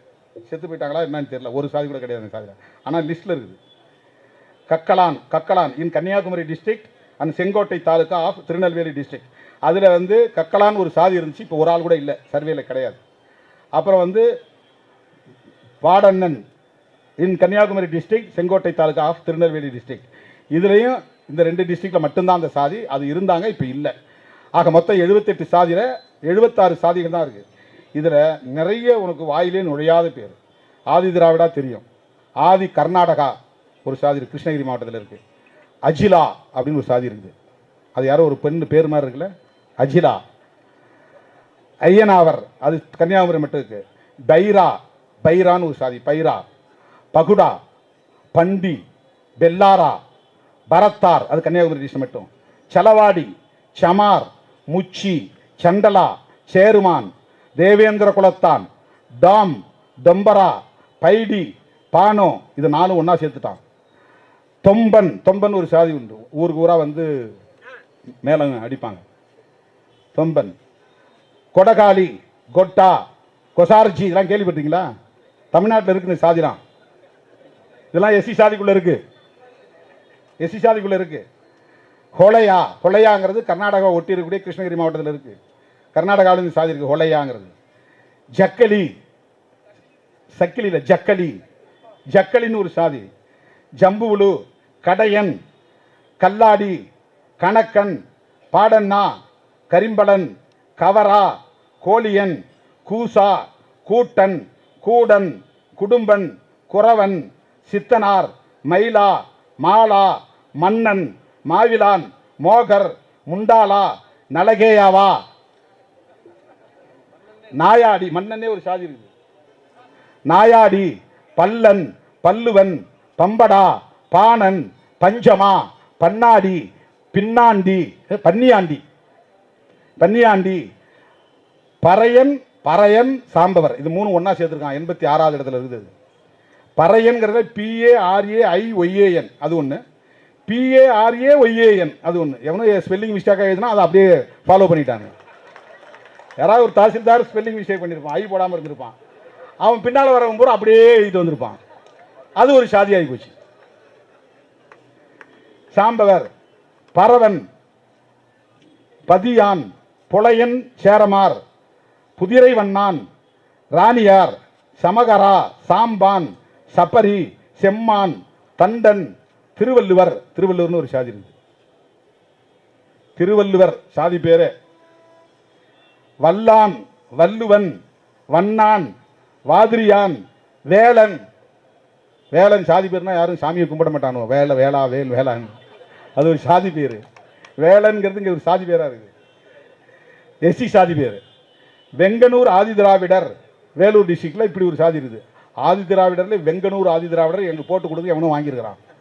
வெறும் ஆதி திராவிடர் போடாதீங்க, அவங்க வேற நாங்க வேற அப்படின்னு சொல்லியிருப்பான் சர்டிஃபிகேட் வாங்கும்போது. அவன் தாசில்தார் அப்படியே எழுதியிருப்பான், வெங்கனூர் ஆதி திராவிடர் எழுதியிருப்பான். பின்னால் வரவன் பூரா அப்படியே ஃபாலோ பண்ணி எழுதியிருப்பான். அது ஒரு சாதியா போயிருச்சு. வெங்கனூர் ஆதி திராவிடா. வேப்பூர் பறையன் ஒரு பறையன் இருக்கிறான். வெட்டுவான், இது எல்லாம் வந்து ஷெட்யூல் காஸ்ட்ல. இப்ப ஷெட்யூல் எஸ்சிஏன்னு ஒன்று பிரிச்சு தனியாக போட்டிருக்காங்க. ஆதி ஆந்திரா, அருந்ததியர், சக்கிலியன், மாதாரி, மாதிகா, பகடை, தோட்டி, இதெல்லாம் ஒரே குரூப். இப்போ அந்த 7ஆ சேர்த்து அருந்ததியர்னு ஒரு பேர் கொடுத்துட்டாங்க. ரீநேமிங், இது வந்து சப்கேட்டகரைசேஷன் கிடையாது. இந்த 7 பேரையும் ஒன்னா சேர்த்து ஒரு ரீநேம் பண்ணியிருக்கிறாங்க. ஏன் இதை சப்கேட்டகரைசேஷன் இல்லைன்னு சொல்றேன்னா அதுக்கு ஒரு அர்த்தம் இருக்கு. தேவேந்திர குல வேளாளர் அதில் 7 சாதியில் ஒன்றா சேர்த்து தேவேந்திர குலத்தான், குடும்பன், பல்லன், பன்னாடி, வாதிரியார் அப்படிங்கிற சாதிகள்லாம் ஒன்றா சேர்த்து தேவேந்திர குல வேளாளர் அப்படின்னு கொடுத்துருக்குறாங்க. அது சப்கேட்டகரைசேஷனா? மேலோட்டமாக பார்த்தா சப்கேட்டகரைசேஷன். ஆனால் தமிழ்நாட்டில் செய்திருப்பது சப்கேட்டகரைசேஷன் அல்ல. இவர்கள் எல்லோரும் ஷெட்யூல் காஸ்ட்ங்கிற ஒரே தொகுப்பில் தான் வராங்க. பிரையாரிட்டி என்கிற அடிப்படையில், முன்னுரிமை என்கிற அடிப்படையில் அருந்ததியர்களுக்கு 3% மட்டும் கொடுக்கப்பட்டிருக்கு. தேவேந்திர குல வேளாளர்களுக்கு தனி இடஒதுக்கீடு கிடையாது, மற்ற பிரிவினருக்கு தனி இடஒதுக்கீடு கிடையாது. யாரையும் வகைப்படுத்தலை, கேட்டகரைஸ் பண்ணலை, பிளாக் பண்ணலை. உனக்கு இத்தனை பர்சன்ட், உனக்கு இத்தனை பர்சன்ட், உனக்கு இத்தனை percent. A group, B group, C group, D group ஆந்திராவில் இருக்குது. அதை அப்படியே தெலுங்கானாவில் பின்பற்றுறாங்க. அவங்களுக்கு அப்படியே பிளாக் பண்ணிட்டாங்க. இது சப்கேட்டகரைசேஷன் என்ன ஆகிருக்கும்னா 3% அருந்ததி, அவ்வளோதான், அதோடு நின்றுக்க பிளாக் பண்ணிடுவாங்க. தேவேந்திர குல வேளாளர் எவ்வளோ பர்சன்டேஜ் இருக்காங்க, அவ்வளவு, அதோடு நின்றுக்க. ஆதி திராவிடர் எவ்வளோ இருக்கிறாங்க, இத்தனை பர்சன்ட், இந்த 19 18 பிரித்து உனக்கு கொடுத்துட்றோம். இதுக்குள்ளே அது போக முடியாது, அதுக்குள்ளே இது வர முடியாது, பிளாக் ஆகிடும். இது சப்கேட்டகரைசேஷன். இது ஒரு நிரந்தர பிளவு. எந்த காலத்தில் இருக்கிறாங்க ஒன்று சேர முடியாது. தமிழ்நாட்டில் இருக்கிற இடஒதுக்கீடு அருந்ததியர்களுக்கு 3% இடஒதுக்கீடு பிரையாரிட்டி அடிப்படையில் தரப்படுகிறது. அவங்களுக்கு 3% வாங்கிக்கலாம். அதையும் தாண்டி மிச்சம் இருக்கிற 15%லையும் போட்டி போடலாம். Open for all including Arunthathiyar. எச்சம் இருக்கிற இந்த 15%க்குள்ளேயும் அருந்ததியர்கள் காம்பீட் பண்ணலாம். இது ஆந்திராவில் கிடையாது, கேரளாவில் கிடையாது, பஞ்சாபில் கிடையாது. அங்க இருக்கிறது கேட்டகரைசேஷன் அல்லது கிளாசிபிகேஷன். இங்க இருக்கிறது சப் கோட்டா, விதின் தி கோட்டா. 18-19% இருக்கிற இந்த இடஒதுக்கீட்டில் 1% பழங்குடியினருக்கு போகிறது. மிச்சம் இருக்கிற 18%-ல் 3% அருந்ததியர்களுக்கு முன்னுரிமை என்கிற அடிப்படையில் அவர்கள் மிகவும் பின்தங்கிய நிலையில் இருப்பதனால், வஞ்சிக்கப்பட்ட நிலையில் இருப்பதனால், இவர்களோடு மற்றவர்களோடு போட்டியிட முடியாத நிலையில் இருப்பதனால் முன்னுரிமை அடிப்படையில் அது தரப்படுகிறது. எஞ்சிய தகுதி படைத்தவர்கள் அந்த 15%ற்குள்ளும் போட்டி போடலாம். ரோஸ்டர்ல வருது. ரோஸ்டர்ல எஸ்சிஏ முன்னால வச்சிடறாங்க. ஷெட்யூல் காஸ்டுக்கு 2வது இடம். அந்த 2வது இடத்துல யார்? First SCA, SC Arunthathiyar. இது வரல ரோஸ்டர்ல இருந்துச்சு, இப்ப இல்ல, அது எடுத்துட்டாங்க. ஆனா அந்த 15%ற்குள்ளும் அவர்கள் பங்கு பெற முடியும். இது எப்படி சப்கேட்டகரைசேஷன் சொல்ல முடியும்? இதை நாங்க ஆதரிச்சோம். விடுதலை சிறுத்தைகளின் ஆதரவால் தான் அது வெற்றி பெற்றது, நடைமுறைக்கு வந்தது என்பதை நான் அடித்து சொல்ல விரும்புகிறேன். வரலாறு தெரியாதவன் வாய்க்கு வந்தது பேசுறான். நான் தேர்தல் அரசியலுக்கு வராத காலத்தில் என்னோடு தோழர் ரவிக்குமார் இணையாத போது, தோழர் சிந்தனை செல்வன் சேராத காலத்திலேயே மதுரை மண்ணில் அருந்ததியர்களின் பிரச்சனைகளை முன்னுரிமை கொடுத்து போராடிய இயக்கம் விடுதலை சிறுத்தைகள் கட்சி. அப்ப அருந்ததியெல்லாம் பார்க்க கிடையாது, ஒடுக்கப்பட்டவர்கள், அவ்வளவுதான். நமக்கு அதெல்லாம் இது என்ன வகுப்பு, அது என்ன வகுப்புன்னு ஒரு நாளும் கேட்டது கிடையாது. அப்போவே இடஒதுக்கீடு கோரிக்கை வந்த போது ஆதரித்தவர்கள் அன்றைய விடுதலை சிறுத்தைகள். அன்னைக்கு திருமாவளவன் தனியாக நின்று இந்த குரலை எழுப்பியவன். இன்னைக்கு ஒரு பெரிய சக்தியா இருக்கிறோம், அது வேற. என் பக்கத்தில் இவ்வளவு பெரிய தோழர்கள் எல்லாம் இருக்கிறாங்க, இன்டலெக்சுவல்ஸ் எல்லாம் இருக்கிறாங்க கூட. அன்னைக்கு வெறுமனே ஆடு மாடு மேய்க்கிறவன், கொத்து வேலை செய்யறவன், குளத்து வேலையா கொத்து வேலையா, கட்டிட வேலை செய்யறவன், மரம் ஏறுறவன், அவன் தான் என் கூட இருந்தான். யாரும் படிச்சவன் என் கூட கிடையாது, ஐஏஎஸ் கிடையாது, ஐபிஎஸ் கிடையாது, யாரும் டாக்டர் கிடையாது, எந்த அரசு ஊழியரும் கிடையாது, ஆசிரியர் கிடையாது, ஒரு வக்கீல் கிடையாது, எவனுமே இல்லை. அன்னன்னைக்கு போய் கட்டட வேலை செஞ்சுட்டு வந்து அண்ணன் ஒரு வாசம் எழுதி கொடுங்க, நான் போஸ்ட் அடிச்சு ஓட்டுறான்பா. அடங்க மறுப்போம், அத்து மீறுவோம், திமிரி எழுவோம், திருப்பி அடிப்போம், போய் அடிச்சு ஓட்டுவான். சாதி ஒழிப்பே மக்கள் விடுதலை எழுதி கொடுப்பேன், அடிச்சு ஓட்டுவான். அப்படிதான் முழக்கங்களை எழுப்பணும். வினோபா காலனி, ஏதோ ஒரு காலனி திருவொற்றியூர் பகுதியில் இருக்கு. அது என்ன காரணம்? விம்கோ நகர்ல வந்து ஒரு கூட்டம் நடந்துச்சு 90களின் தொடக்கத்தில்.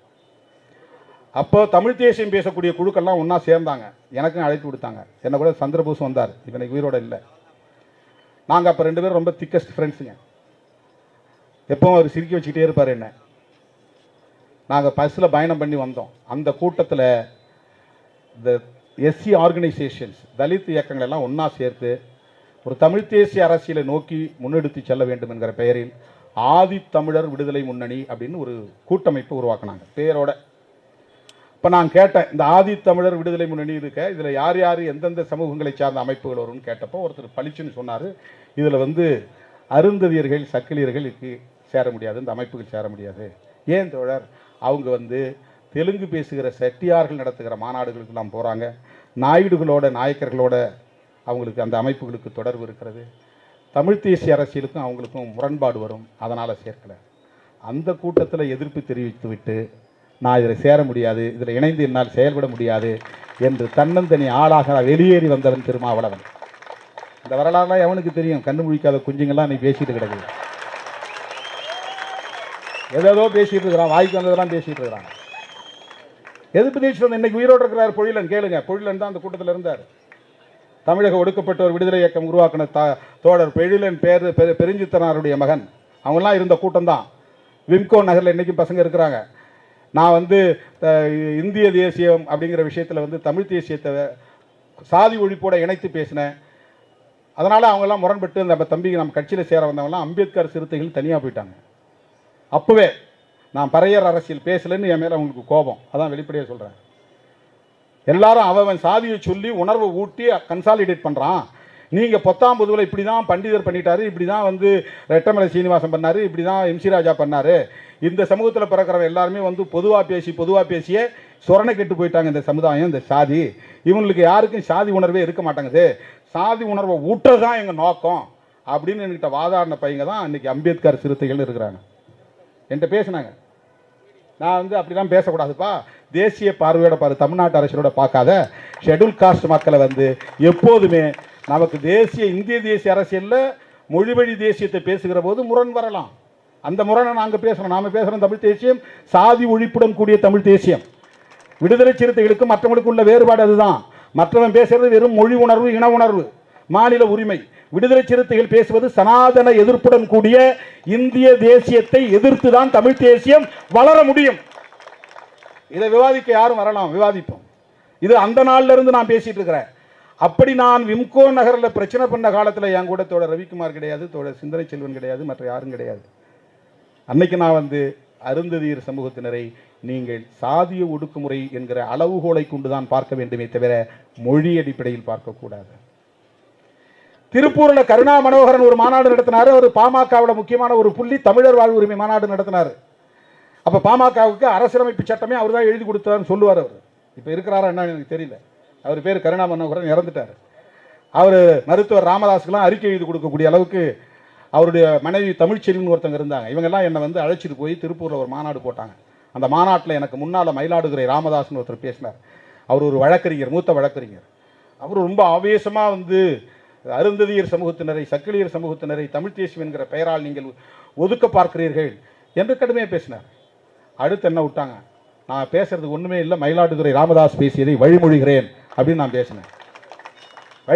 பேசினேன். அதுக்கப்புறம் நான் என்னுடைய கருத்துக்கள்லாம் பேசினேன். நான் பேசி முடித்த உடனே வெங்காலூர் குணா, அவர் தான் அறிஞர் குணா, அவர் வந்து என்னை பிடிச்சி உழுக்குன்னு உழுக்குனார். நீ என்ன சரியான ஆளுன்னு நினைச்சேன், நீ இப்படிப்பட்ட ஆளாக இருக்கிறீ, நீ வடுக வந்தேரிகளுக்கு துணை போகிற ஆளாக இருக்கிறேன்னு.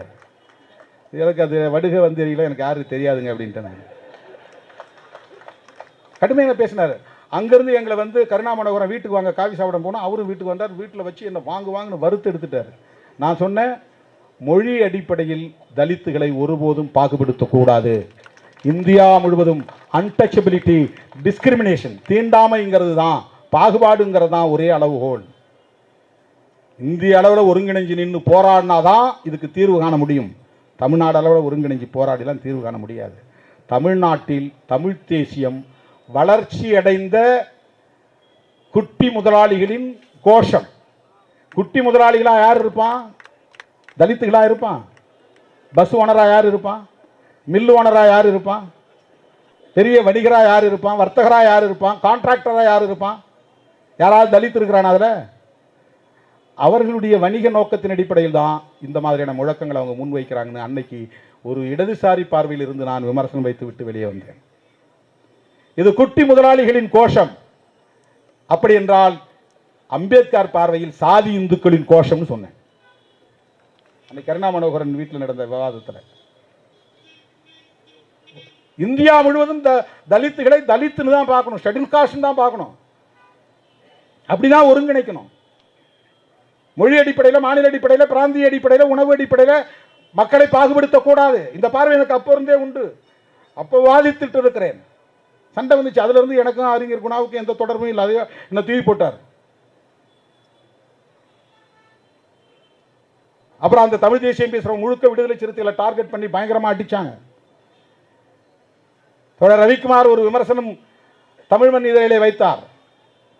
மிக கடுமையான விமர்சனங்கள் வந்தன. நான் தோழரிடத்திலே சொன்னேன். உடனே அதை நிறுத்திக்கிட்டார்.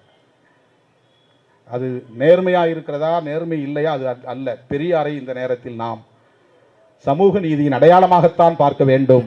தந்தை பெரியாரும் புரட்சியாளர் அம்பேத்கரும் தான் நமக்கான ஆயுதங்கள் என்று நான் தோழர் ரவிக்குமார் அவரிடத்திலே என் கருத்தை பதிவு செய்தேன். அதோடு நிறுத்தினார். அதுக்கப்புறம் அதை பற்றி என்னைக்குமே அவர் பேசல. அந்த வாதம் சரியா தவறா என்பது வேறு. ஆனால் அந்த நேரத்தில் விடுதலை சிறுத்தைகளை டார்கெட் வச்சு கடுமையாக விமர்சனம் பண்ணாங்க, தாக்குதல் நடத்தினாங்க. அம்பேத்கர் படம் போடக்கூடிய எந்த துண்டறிக்கையிலும் பெரியார் படம் போட்டதில்லை. விடுதலை சிறுத்தைகள் வருகிற வரை, திருமாவளவன் வருகிற வரை அம்பேத்கர் இயக்கங்கள் எல்லாம் அம்பேத்கர் படம் மட்டும்தான் போடுவார்கள். அதில் பெரியார் படம் போட்டு நீங்கள் எங்கேயும் பார்த்திருக்க முடியாது. திருமாவளவனின் வரவுக்கு பிறகுதான் அம்பேத்கர் படமும் பெரியார் படமும் இணைந்த துண்டறிக்கைகளும் சுவரொட்டிகளும் தமிழகத்தில் பரவின. மானசீகமாக நாம் அவர்களை நம் கொள்கை ஆசான்களாக ஏற்றுக்கொண்டிருக்கிறோம். சமூக நீதி என்கிற ஒற்றை வரையறையில். ஆகவே தமிழ்நாட்டில் அருந்ததியர் சமூகத்தினருக்கு வழங்கப்படுகிற இடஒதுக்கீட்டை வழங்குவதற்கு முன்னதாக அனைத்து கட்சி கூட்டத்தை கூட்ட வேண்டும் என்று விரும்பிய மார்க்சிஸ்ட் கம்யூனிஸ்ட் கட்சியின் தலைவர் என் வரதராஜன் அவர்களுடைய தலைமையில் அன்றைக்கு தீண்டாமை ஒழிப்பு முன்னணி உள்ளிட்ட அமைப்புகள் அதே கோரிக்கையை வலுவாக பேசிய சூழலில், அன்றைய முதல்வருக்கு அது ஒரு நெருக்கடியாக மாறிய சூழலில் அனைத்து கட்சி கூட்டத்தை கூட்ட வேண்டும் என்கிற ஒரு நிலைக்கு அவர் தள்ளப்பட்டார். அப்போது அவர் முதலில் அழைத்து என்னையும் தோழர் ரவிக்குமார் அவர்களையும் அழைத்து பேசினார். அவர் என்ன நினைச்சு அழைத்திருப்பார் அப்படின்னு நாங்கள் பின்னால் யூகம் பண்ணோம். அவர் என்ன நினைச்சிருப்பார்னா, சராசரியான ஒரு தலித் தலைவரை போல் திருமாவளவன் பேசுவான் என்று அவர் எதிர்பார்த்திருக்கலாம். நான் அதுக்கு எதிர்ப்பு தெரிவிப்புன்னு அவர் நினைச்சிருக்கலாம். நான் யூகமாக சொல்கிறேன், அவர் வெளிப்படுத்தலை. ஏன்னா அவர்கிட்ட என்ன எதிர்பார்த்தது அவர் சொல்ல நினைச்சு என்கிட்ட சொல்லணும்னு அவசியம் இல்லை. என்னை கூப்பிட்டு கேட்குறார். தோழர் இருந்தார். நாங்கள் சொன்னோம், எப்படி பேக்வேர்டில் மோஸ்ட் பேக்வேர்டு இருக்கிறாங்களோ அந்த மாதிரி ஷெட்யூல் காஸ்ட்டில் மோஸ்ட் ஷெட்யூல் காஸ்ட். அந்த கோரிக்கை நியாயமானது, அதை நீங்கள் பரிசீலிக்க வேண்டும். 6% கேட்குறாங்களே, என்ன டேட்டாவோ டேட்டா அடிப்படையில் கொடுங்க. கம்யூனிஸ்ட் தான் 6% வேணும்னு கேட்குறாங்க. திரும்ப சொன்னார். இவ்வளோ தான் பொதுவாக அவர்கிட்ட தான் பேசுவார், என்கிட்ட முகம் கொடுத்து பேச மாட்டார் கலைஞர். நாங்கள் 2 பேரும் போனால் அவர்கிட்ட தான் பேசுவார். வாஞ்சியாக பேசுவார், அது வேற விஷயம். தோளில் கை போட்டுவார், அது வேற விஷயம். ஆனால் விவாதம் நடக்கிற போது தோழர் அவர் தான் பேசுவாங்க. இப்போ நான் குறுக்கிட்டு தான் சொன்னேன். 6% கேட்குறாங்க, 18% 3ஆ பிரிவு சொல்லி கேட்குறாங்க. நீங்கள் அனைத்து கட்சி கூட்டத்தை கூட்டுங்க, எது சரியோ. ஆனால் உள்ளொதுக்கீடு தேவை. முதலில் கலைஞரிடத்திலே இதை அழுத்தி சொன்னவர்கள் விடுதலை சிறுத்தைகள். இந்த வரலாறு இன்னைக்கு கூட தீக்கதில் வந்த கட்டுரையை காட்டினார் அண்ணன் நீலவானத்து நிலவன். அதில் தோழர் சம்பத் எழுதின கட்டுரை அந்த இடத்துல பதிவு பண்ணியிருக்கிறார்.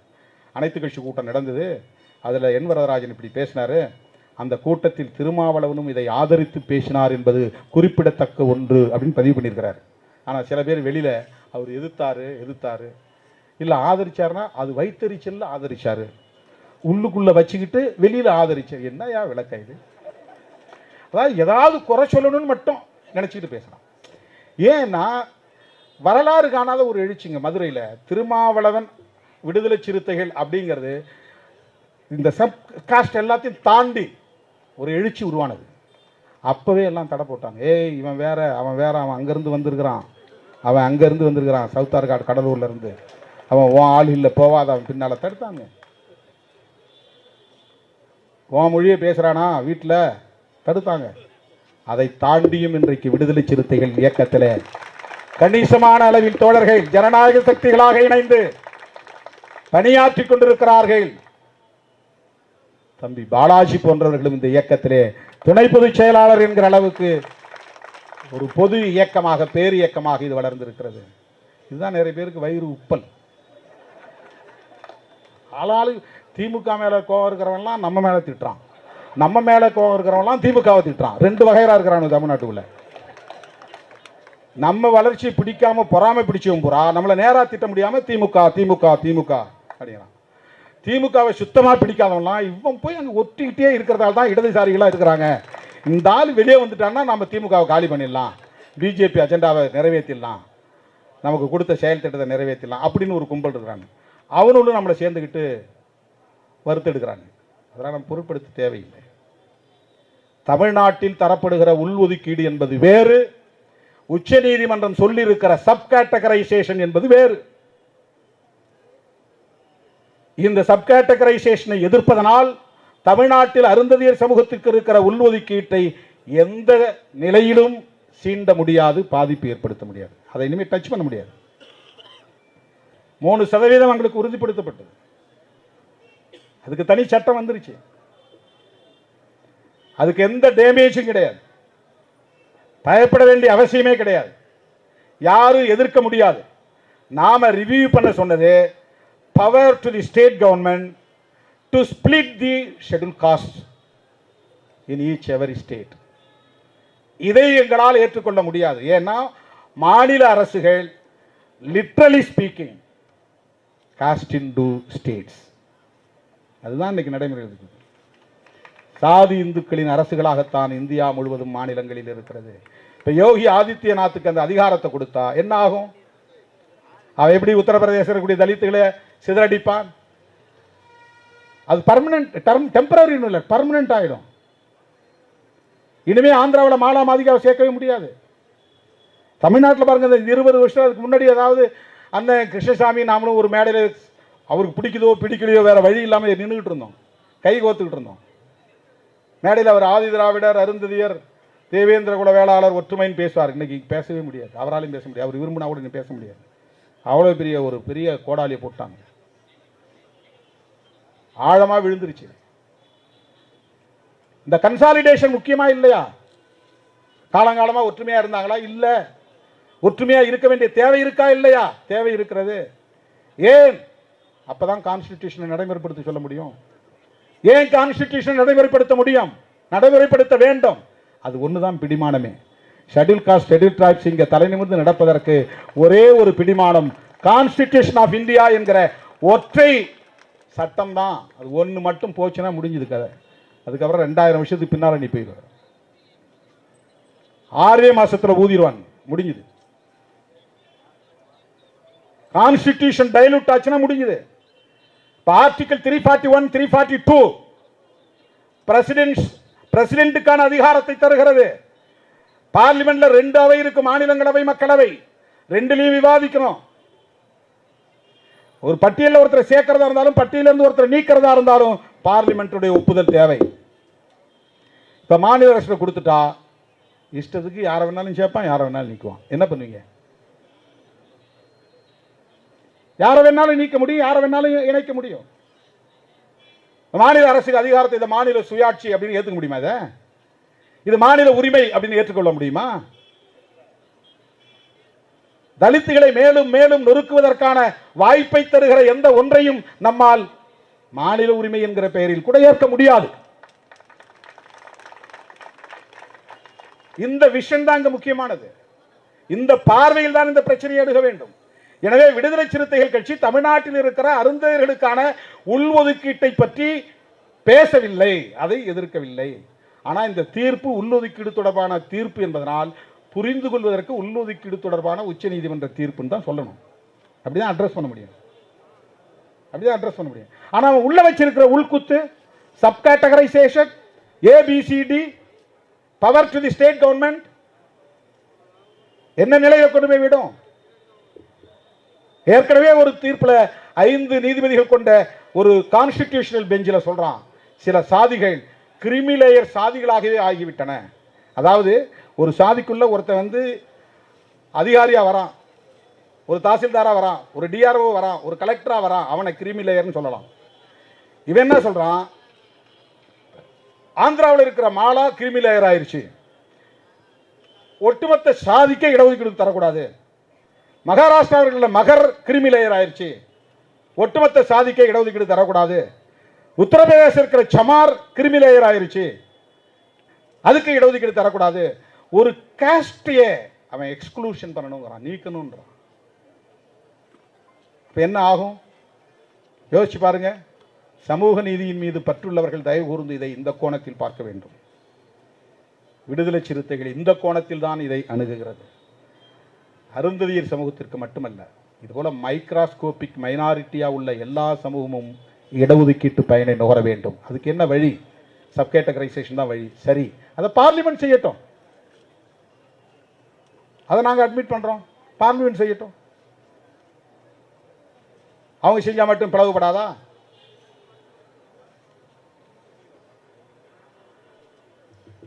எல்லா சாதிகளையும் இந்த மாதிரி பிளாக் பண்ண முடியாது. இப்போ இந்த ப்ரையாரிட்டி மாதிரி கொடுத்துருக்கோம். இப்போ தமிழ்நாட்டுக்குள்ளே இது வந்து ஒரு வித்தியாசமான ஒரு நிலைப்பாடு. இது வேறு எந்த மாநிலத்திலும் கிடையாது.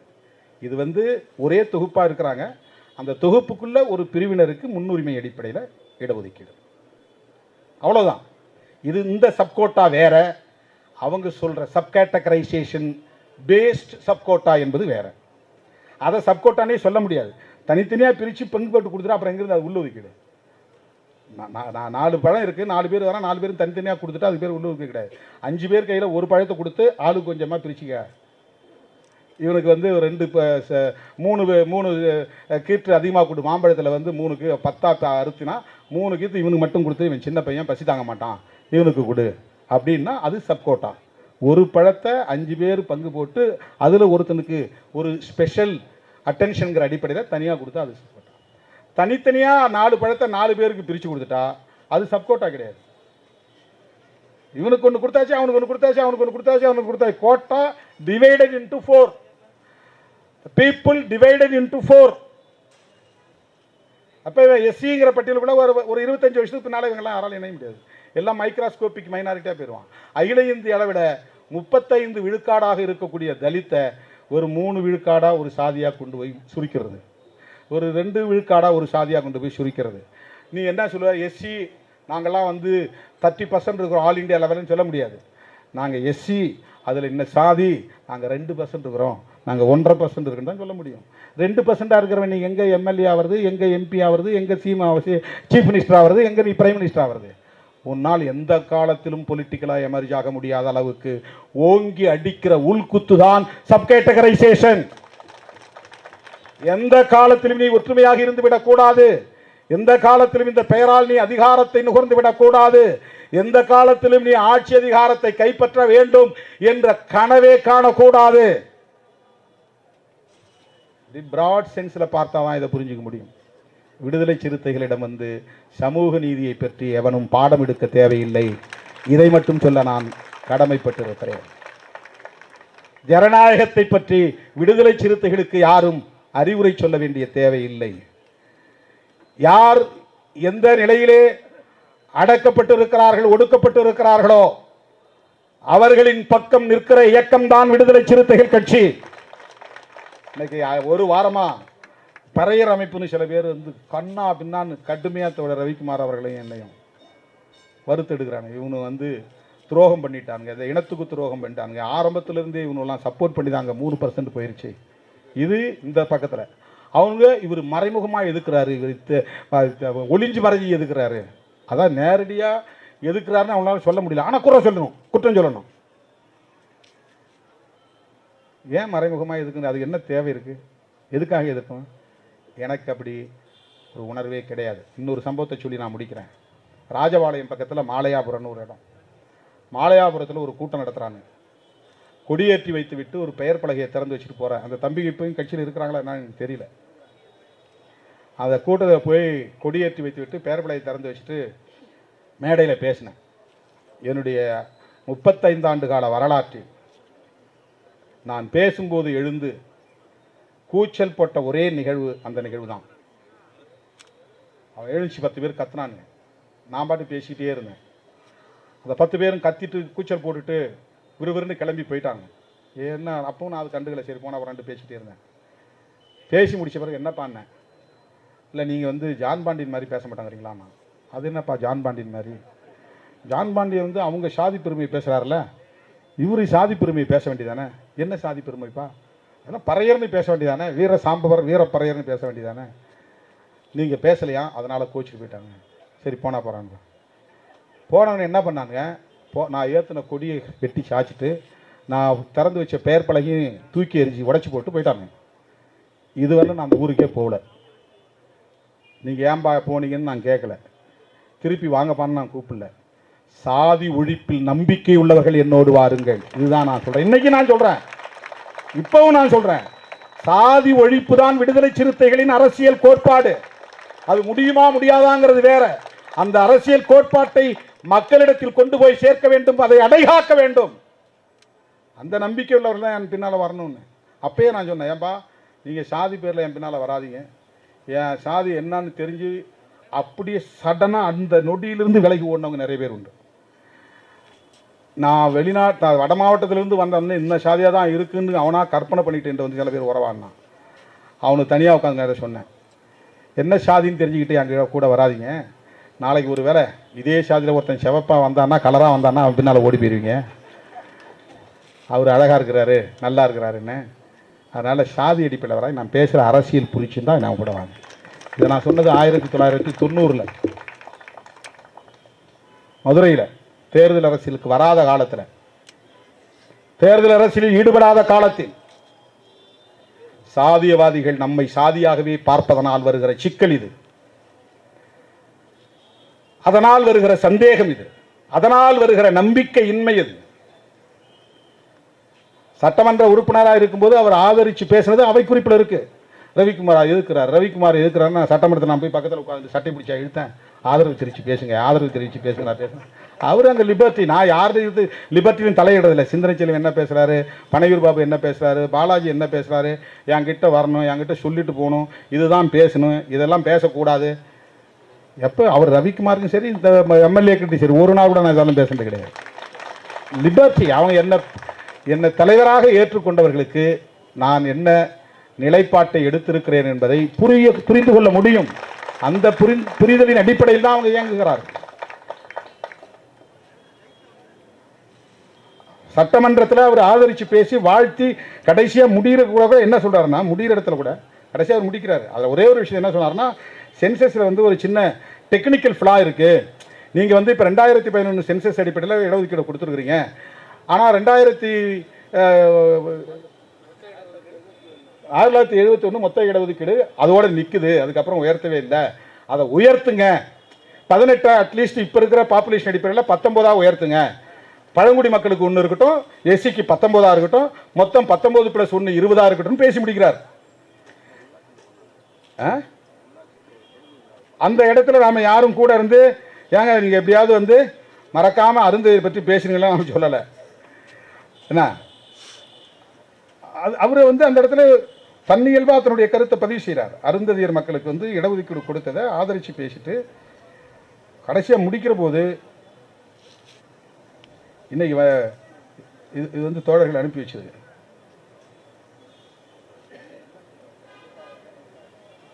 கடைசியாக முடிக்கிற போது சட்டமன்ற உரைங்கப்பா,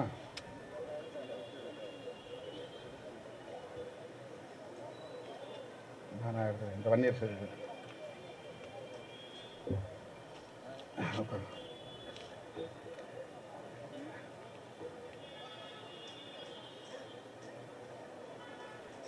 பின்னர் இந்த சட்டத்தினை நீதிமன்றத்திற்கு சென்று தடுத்துவிடக் கூடாது என்பதற்காக அதை அக்கறையோடு சொல்லுகிறேன். அது அந்த இதை பற்றி சொல்கிற டெக்னிக்கல் ஃப்ளா பற்றி, அந்த டெக்னிக்கல் ஃப்ளாவையும் நீங்கள் நிவர்த்தி செய்து இந்த மசோதாவை நீங்கள் நல்ல முறையில் நிறைவேற்றி அந்த அருந்ததியின மக்களுக்கு இடஒதுக்கீட்டினுடைய பலன்களை முழுமையாக கிடைப்பதற்கு நம்முடைய அரசு வழிவகுத்தது என்கிற வரலாற்று சாதனை என்றும் நிலைபெற வாழ்த்தி விடுதலை சிறுத்தைகள் சார்பிலே இந்த மசோதாவை வரவேற்று அமர்கிறேன்.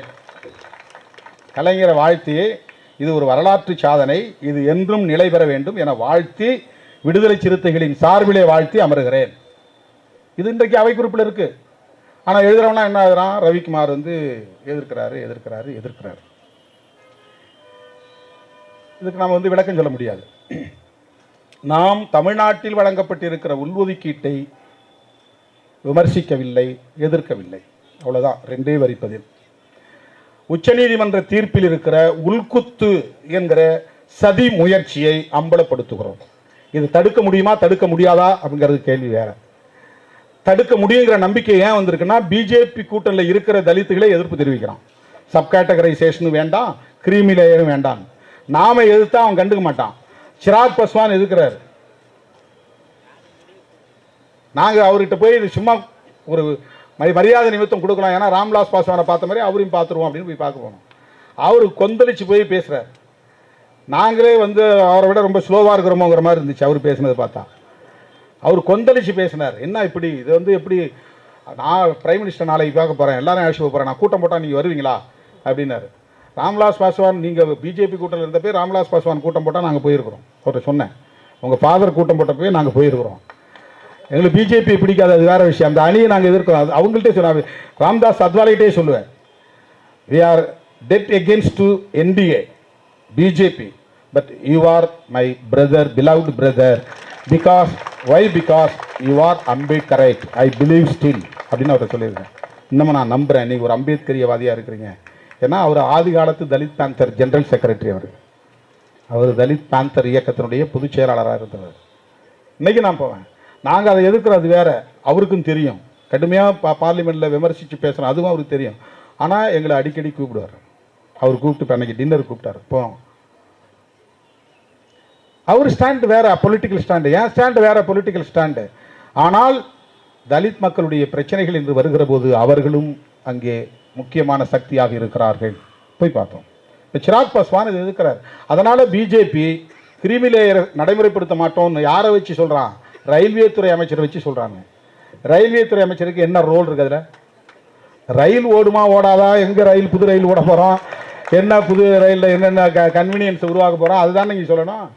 அவர் நாங்கள் வந்து கிரீமி லேயர்லாம் நடைமுறைப்படுத்த மாட்டோம், அது ஒரு அப்சர்வேஷன் தான். அதை பிரதமரில் சொல்லணும், கேபினெட்டில் சொல்லணும், பார்லிமெண்ட்டில் வந்து சட்டத்துறை அமைச்சரில் சொல்லணும். லா மினிஸ்டருக்கு அதில் ஒரு ரோல் இருக்குது, அல்லது உள்துறை அமைச்சருக்கு ஒரு ரோல் இருக்குது, அல்லது பிரைம் மினிஸ்டருக்கு ஒரு ரோல் இருக்குது. மினிஸ்டர் ஆஃப் ரயில்வேஸ் சொல்கிறார், நாங்கள் அதை செய்ய மாட்டோம். அவங்களுக்கு ஏதோ ஒரு நெருடல் இருக்குது, அதுக்குள்ள ஒரு இக்கு வச்சு தான் இருக்கிறாங்க வேறு. எனவே விடுதலை சிறுத்தைகள் கட்சி உச்சநீதிமன்றம் எதிர்ப்பது சப்கேட்டகரைசேஷன் என்கிற மாநில அரசுகளுக்கு வழங்குகிற அதிகாரத்தை எதிர்க்கிறோம். அது கூடாது. கிரீமி லேயர் என்பது வெறும் அப்சர்வேஷன் என்றாலும் கூட அந்த ஆபத்தை எந்த சூழலிலும் ஷெட்யூல் காஸ்ட் ஷெட்யூல் ட்ரைப்ஸ் மக்களுக்கு அந்த இடஒதுக்கீட்டில் கொண்டு வரக்கூடாது என்று எதிர்க்கிறோம். ஓபிசிக்கான கிரீமி லேயர் முறையையும் எடுத்தறிய வேண்டும், கைவிட வேண்டும் என்று வலியுறுத்துகிறோம். என் அழைப்பை ஏற்று ஓடோடி வந்த உங்கள் அனைவருக்கும் என்னுடைய நன்றியை சொல்லி முடிக்கிறேன். நன்றி, வணக்கம்.